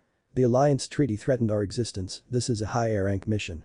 Proceed with great caution. Then flashback, Kankiru glanced at the setting sun, yawned, and said the day seems long when you're doing nothing. In Sun Agakur, Baki was meeting with a yondaime Kazekage, who sat behind a netted shroud, with his bodyguards on either side of him. The only part of his face that was shown was his eyes, with a mask covering the rest of his face. Currently, he was confused with the information Baki gave him. Could you please repeat that? All but Kankiru have advanced to the main matches. Kankiru was defeated from a Kumo nin who used some sort of ability like Sandaime-sama's. This startled the Kazekage. You mean, a Kumo nin can use a Tetsu, one? Aye. He used lightning. At Kazekage's and everyone else confirmation, he elaborated. Somehow, he was able to channel his body's bioelectricity through Karasu and to Kankiru himself. Kankiru didn't have a chance. In the meantime, Gaara and Tamari have advanced into the main matches. But the agreement with Itagikur went smoothly. Hi, Kazekage-sama. Withdrawing a scroll from his vest, he placed it on the ground and let one of the two guards beside him take it to the Kazekage. This is the scroll with the plans of Odo. As the guard gave the scroll to the Kazekage, Kazekage asked, is there anything else? Baki had initially replied no, but at the Kazekage's urging, he asked if it would be possible to fake a training session to set up troops near the border. Konoha nin are not stupid. Their Anbu forces are on the move. If they discover our plan, that's why we sent those three ahead, interrupted the Kazekage. The restoration of Sun Agakur's dignity rests on the performance of the four of you. Now, go. Hi. And with a puff of smoke, Baki was gone. As the sun rose to a new day, Naruto found himself waking in a hospital room. He rolled his eyes. The last time he was in here was when a drunken villager knocked him out with a glass bottle and the Anbu proceeded to discipline the man. Needless to say, the hostility of the hospital staff proved to Naruto that hospitals were evil. The first thing he saw the tiled ceiling. The second thing was a grinning Shikamaru, who said, hey. Finally awake. I heard you were awake for 3 days straight. Naruto just grunted. 3 weeks of straight training will do that to ya. Standing up and stretching, he noticed a scroll on the ground, along with his clothes were gone, and all he had were white shorts and the black shirt with the red spiral. Shrugging it off, he picked up the scroll and started to open it. Some guy with black sunglasses left it for you, said Shikamaru. Naruto knew immediately that it was Abisu, and the scroll he had was the Doten Jutsu Abisu owed him. Opening the scroll, he chuckled and said, I can have fun with this. Putting the scroll in his pants, he turned to Shikamaru and asked, what did I miss? Okage-sama will see you now, said the secretary to Shino. Shino nodded and stood up. When he got into the room, the hatless Aratobi, I got sick of calling him Sandaime and opted to use his actual name, looked up from the mounds of paperwork he was doing to the young Aburame. Konnichiwa, Shino-kun. Konnichiwa, Okage-sama, said Shino with a bow. After he was seated, Saratobi asked him what his business was. Before I get into that, began Shino, I must ask, how did Yondaime-sama kill the Kyuubi? Saratobi didn't flinch at all as he said, with a dangerous kenjutsu. Shino nodded and said, and it was October 10th, was it not? Hi. Shino nodded once more and then decided to stop beating around the bush. Hokage-sama, forgive me, but I don't believe that for a second. At Saratobi's confusion, he continued. A few days ago, I was in the shinobi library researching a way to defeat my opponent when I saw my opponent in the library. Granted, he didn't take anything, but he was reading a rather interesting book. Holding up a piece of paper and handing it to the stoic elder, he added, I have written an interesting selection on here. Saratobi took the paper and read over it. It was describing the Jinchuriki of Kyuubi and the selection on Kyuubi. He leaned back in his chair and rubbed his brow. I knew one of the younger generation would figure it out eventually. I knew that it would be either you or Nara Shikamaru. So, it's true. Uzumaki Naruto is the Jinchuriki of the Kyuubi no Yoko? Asked Shino in a low voice. Hi. So what they told us in the academy was false information. It was necessary, said Sarutobi. Anticipating Shino's question, he continued. My predecessor, Yondaime Hokage, was at a loss. He knew that nothing that the village had could kill the Kyuubi outright. Not even the Hachiman, too, would be a match for the Kyuubi. He leaned back. I wasn't lying when I said he used a kinjutsu. The jutsu he used invoked the power of the Shinigami. Shino clearly did not expect this. The power of the death god in mortal hands.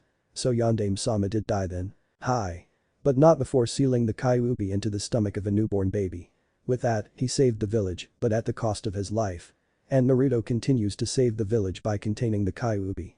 So he is an actual hero, like Arashi. Then why does everyone not recognize him as such? I mean, I understand that Naruto saves the village even now, but why do the adults despise him? So you recognize Naruto as Naruto? At Shino's nod, he continued. Arashi made a last request. That Naruto be recognized as a hero, for his sacrifice as a regular human ended once the Kyuubi was sealed to him.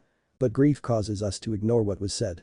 The civilians, the shinobi, all closed their minds to my successor's last request and saw the babe as the Kyuubi incarnate. After numerous assassination attempts, I made a law that forbid anyone from mentioning the true events of the Kyuubi's assault under pain of death. But that didn't stop them. I have seen that many of the parents have passed their hatred onto their children, and even though the younger generation do not see why Naruto is hated, they merely follow the example set by their parents. As for myself, I am unable to do anything. Many in the council are convinced that he is the Kyuubi and forbid me from taking care of him as I should have been. All I can do is provide him with housing and a steady salary. Shino nodded. Prejudice was a terrible thing, it tore families apart and was the root of conflict. So why did Yondaime-sama use Naruto? I'm sure there were other babies to use, such as myself. Arashi was not going to deprive a family of one of their children, said Sarutobi. But with a twinkle in his eye, he added, you've gotten this far on your own, you can fill in the rest. Shino nodded and stood. Arigatou gozaimasu, Hokage-sama, said he, bowing and leaving the room. On the way out, he stopped and looked back at Sarutobi. Hokage-sama. Seeing he had Sarutobi's attention, he added one last thing. Beware Sabaku no Gaara and Ryunosuke Kachi. I fear that they are Jinchuriki as well. Naruto was walking with Shikamaru to Choji's room. Apparently, Choji had eaten too much barbecue the day before and had gotten indigestion. Shikamaru had given Ino a basket of fruit to take to Choji, and we're gonna go see him when they saw Gaara slip into Lee's room. It was when they saw the sand that they moved. Gaara stood before Lee. He glared down at the unconscious Genin, then clutched his head in agony. Shukaku was restless and sent images through his head. His younger self, a picture of his mother Kareru, his uncle Yashimaru who betrayed him, and finally, the last day he ever cried. Dropping the cork, he let his sand seep out. Only with Lee death would he be satisfied, only with the sand devouring him could he slake his lust. He was about to make the final move, the closing of his fist that would perform the Sabaku Kaiu, when he realized his body wasn't moving. He got the reason when Naruto gave a solid blow to the cheek, which made Shikamaru move with him. The impact also caused Gaara's cheek to crack, revealing that he had the Suna no Yoroi. What the hell are you trying to pull? Yelled Naruto, to which Gaara replied with a stony expression, I tried to kill him. Why do you need to do that? Asked Shikamaru, narrowing his eyes. You won the match, why do you need to kill him? Do you have a vendetta against Lee? The sand had stopped moving, so they were safe for the moment. I wanted to kill him because I wanted him dead. If you bother me, I'll kill you too. Just try. Growled Naruto, only to be calmed by Shikamaru. Shikamaru then tried to bluff Gaara, saying that he and Naruto were as strong as he was and that it was 2-on-1. Narrowing his eyes, Gaara replied, I'll say this once more. If you cross me, I will kill you. When Naruto said that he couldn't be killed, Shikamaru reprimanded him, saying that Gaara was as strong as a monster. Naruto grinned wryly and said, I have a real monster inside me. It's about damn time I got some say, growled the Kyuubi. Shut up. You had no say because you were sleeping. A monster, eh? Said Gaara. Then I am the same. Shikamaru stiffened. This wasn't good, no matter what Naruto said. And he would have to look into what Naruto had said later. I did not grow up in a nice environment. I took the life of the one called my mother when I was born.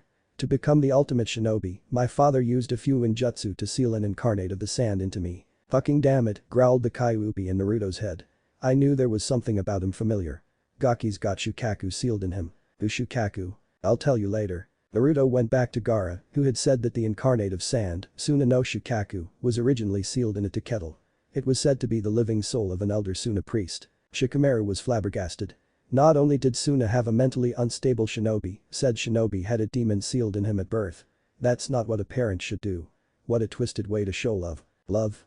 Don't measure me by your values. Here, Gaara launched into a monologue. Family. Let me tell you what kind of link I have with them. They are just piles of flesh linked by hatred, greed, and murderous intent. I took the life of my mother to become Sunagaku's masterpiece. And as the Kazukige's son, my father taught me ninjutsu. I grew up spoiled, overprotected, and left alone. I thought that was love. Until the incident happened. At the confused look sent at him, he continued. These past years since I was 6 here he grinned maniacally. My father tried to have me assassinated on several occasions. That shocked the two. But you said that he spoiled you, said Shikamaru. So? A spirit that is strong eventually becomes feared.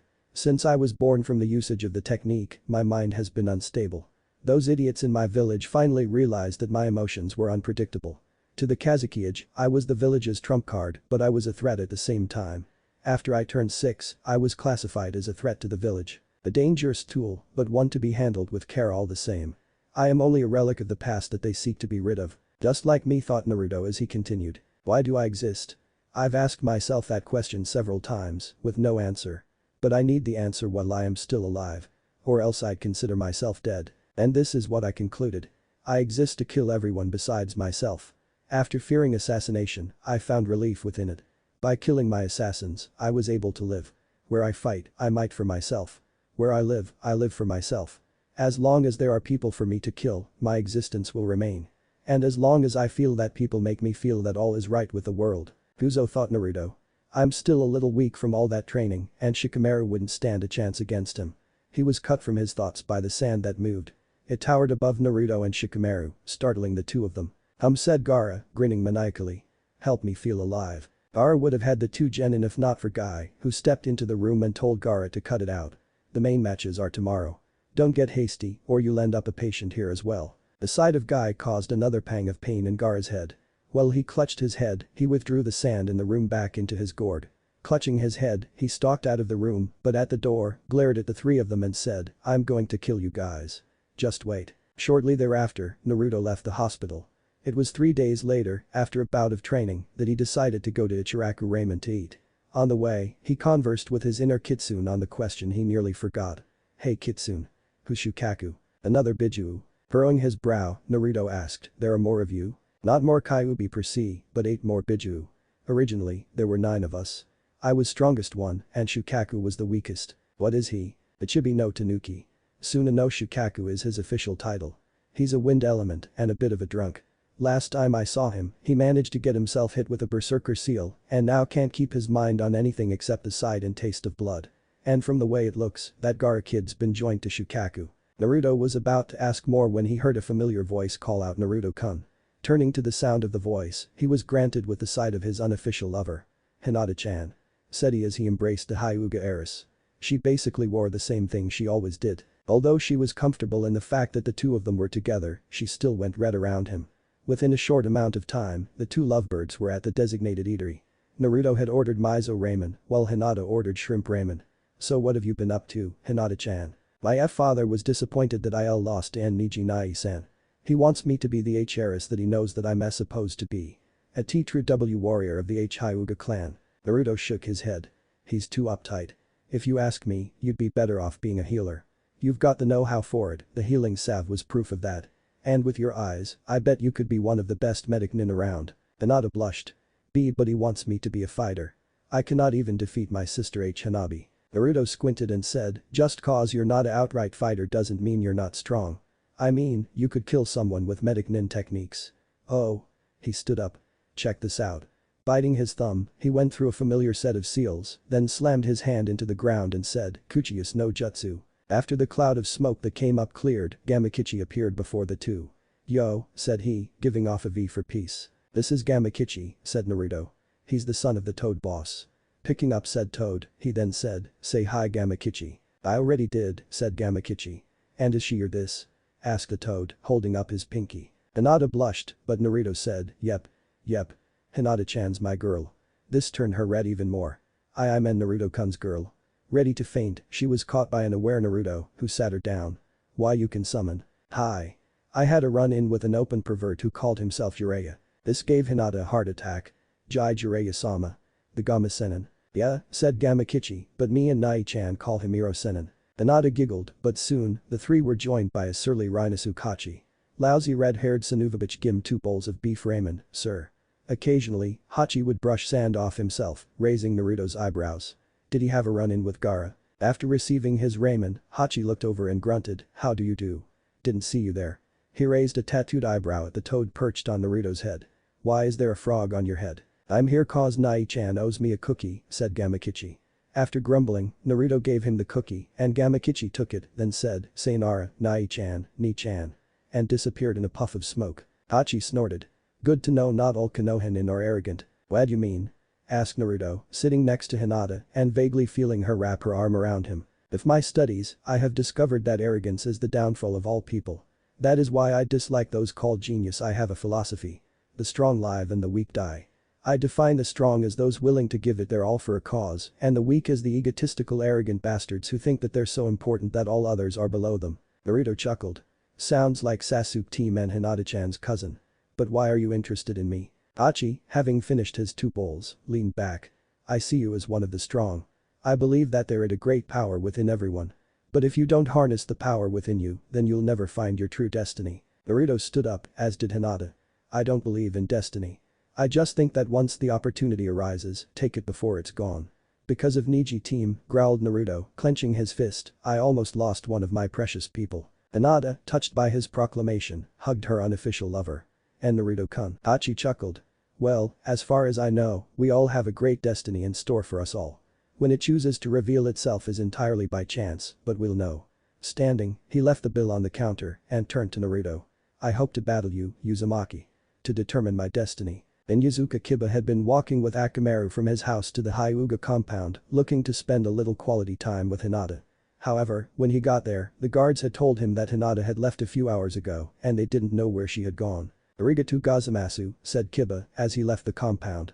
He had taken off his parka, revealing the black knitted shirt he wore beneath. Akamaru yipped something at him and he replied I don't know, boy. As far as I know he trailed off at the sight before him. Hinata was walking arm in arm with Naruto. The girl that he had claimed as his, the girl he wanted to bear his pups, was with the one he was sworn to defeat and smelled of fox. He followed them at a distance, despite Akamaru's protests. He was determined to make Uzumaki Naruto learn his place and that a dead last like him was undeserving of a goddess like Hinata. When they came to the training grounds, he was trembling with rage, but he wasn't going to reveal himself just yet. It was upon seeing them kiss once more that he finally lost it. Jealous or not, he saw Hinata as his and he was willing to kill Naruto for her. He burst from his cover and yelled, get your hands and your mouth off her. Hinata jumped at Kiba's voice and blushed badly. At one glance, one would say that she had a bad fever. Naruto, on the other hand, was rather peeved that Kiba had interrupted an intimate moment between him and the girl whom he wanted to bear kits with. What'd you want, Kiba? Kiba growled and pointed a clawed finger at Naruto. Apparently, he'd activated his Shikakyu no Jutsu to track the 2 genin. I want you to stay the hell away from my girl. Hinata was at a loss. She knew Kiba might have harbored feelings for her, but her heart belonged to Naruto-kun. At the thought of her body belonging to him as well, she went even redder. Such naughty thoughts through her head. Naruto snorted and pulled her closer to him. Sorry dog boy, but Hinata-chan likes me. And I'm not giving her up to the likes of you. Naruto, at this point, was rather annoyed with Kiba's antics. Tracking them like animals was one thing, but trying to separate them was sending him over the edge. Didn't you learn your lesson from last time? Kiba growled and put himself in a stance. Let's have a rematch then. Right here, right now. Winner take all. Naruto shrugged and stood there. I told you, Hinata-chan isn't some trophy. But I accept your challenge. With Hinata off at the side, he had nothing to worry about. The two leapt at each other like tigers. They threw punches and kicks at each other, with Akamaru and Hinata watching from the sidelines. It went from Naruto having Kiba in a headlock to Kiba grasping both of Naruto's arms behind his back with his left foot on his back to Naruto grasping Kiba's neck with his ankles. Eventually though, the two decided to break out their ninjutsu. Ninpu. Gatsuuga. Roared Kiba as he spun like a twister towards the blonde. Confused at Naruto's grin, he paid it no heed. He impacted on Naruto and was surprised to see the blonde disappear into smoke. Kuzo. He thought. A cage bunshin putting an end to the Gatsuuga, he stopped and glanced around him. No Naruto, only a confused-looking Hinata, Akamaru, a hole. Instantly, Kiba felt something grab his ankles. Before he had a chance to yell, he was dragged into the earth, leaving only his head above ground. Struggling to get free, he saw Naruto land in front of him after jumping out of the ground. "What the hell did you do, you bastard?" yelled Kiba, incensed at being bested by the dead last again. Naruto grinned and said, "Doten. Shinju's Anshu no Jutsu. You've been pulled into the ground. It is one of the 2 new Doten Jutsu I spent the last 3 days trying to do in perfect." Walking away from Kiba, he held out his hand to Hinata, who took it. "See you later, Kai bitch." Kiba was growling his anger. He was still weak. Naruto had gotten stronger, and this time, he wasn't able to hurt him like before. He was still trying to get out when Akamaru came over and started digging to help his master. "Thanks, Akamaru." Naruto was chuckling and shaking his head as he and Hinata walked away. The sun was nearly setting, and the finals were the next day. That day, he would have to fight Neji. "Naruto-kun." "Hi, Hinata-chan." Hinata said nothing, but raised herself against him. He knew what she was getting at and leaned down. The two were just about the same height, with Naruto being an inch taller. He caught her mouth with a hungry kiss, and the two went at it for about a minute before ceasing for lack of air. "Hinata-chan, do you think you can help me pick out an outfit for tomorrow?" Blushing, she nodded her assent. With that, Naruto walked her home, like a true gentleman should. Unknown to the two, they were being watched by a pair of malevolent yellow eyes. The slitted yellow eyes glared down at the two, then the body they were attached to turned away, with a promise of agony. What if Naruto Dragon Summoner Chunin Exams? Thanks for watching my video till the end. If you enjoy this content, then do consider subscribing to my channel and leave a like if you guys need the next part, comment down, and thanks for watching the video and see you guys in the next video.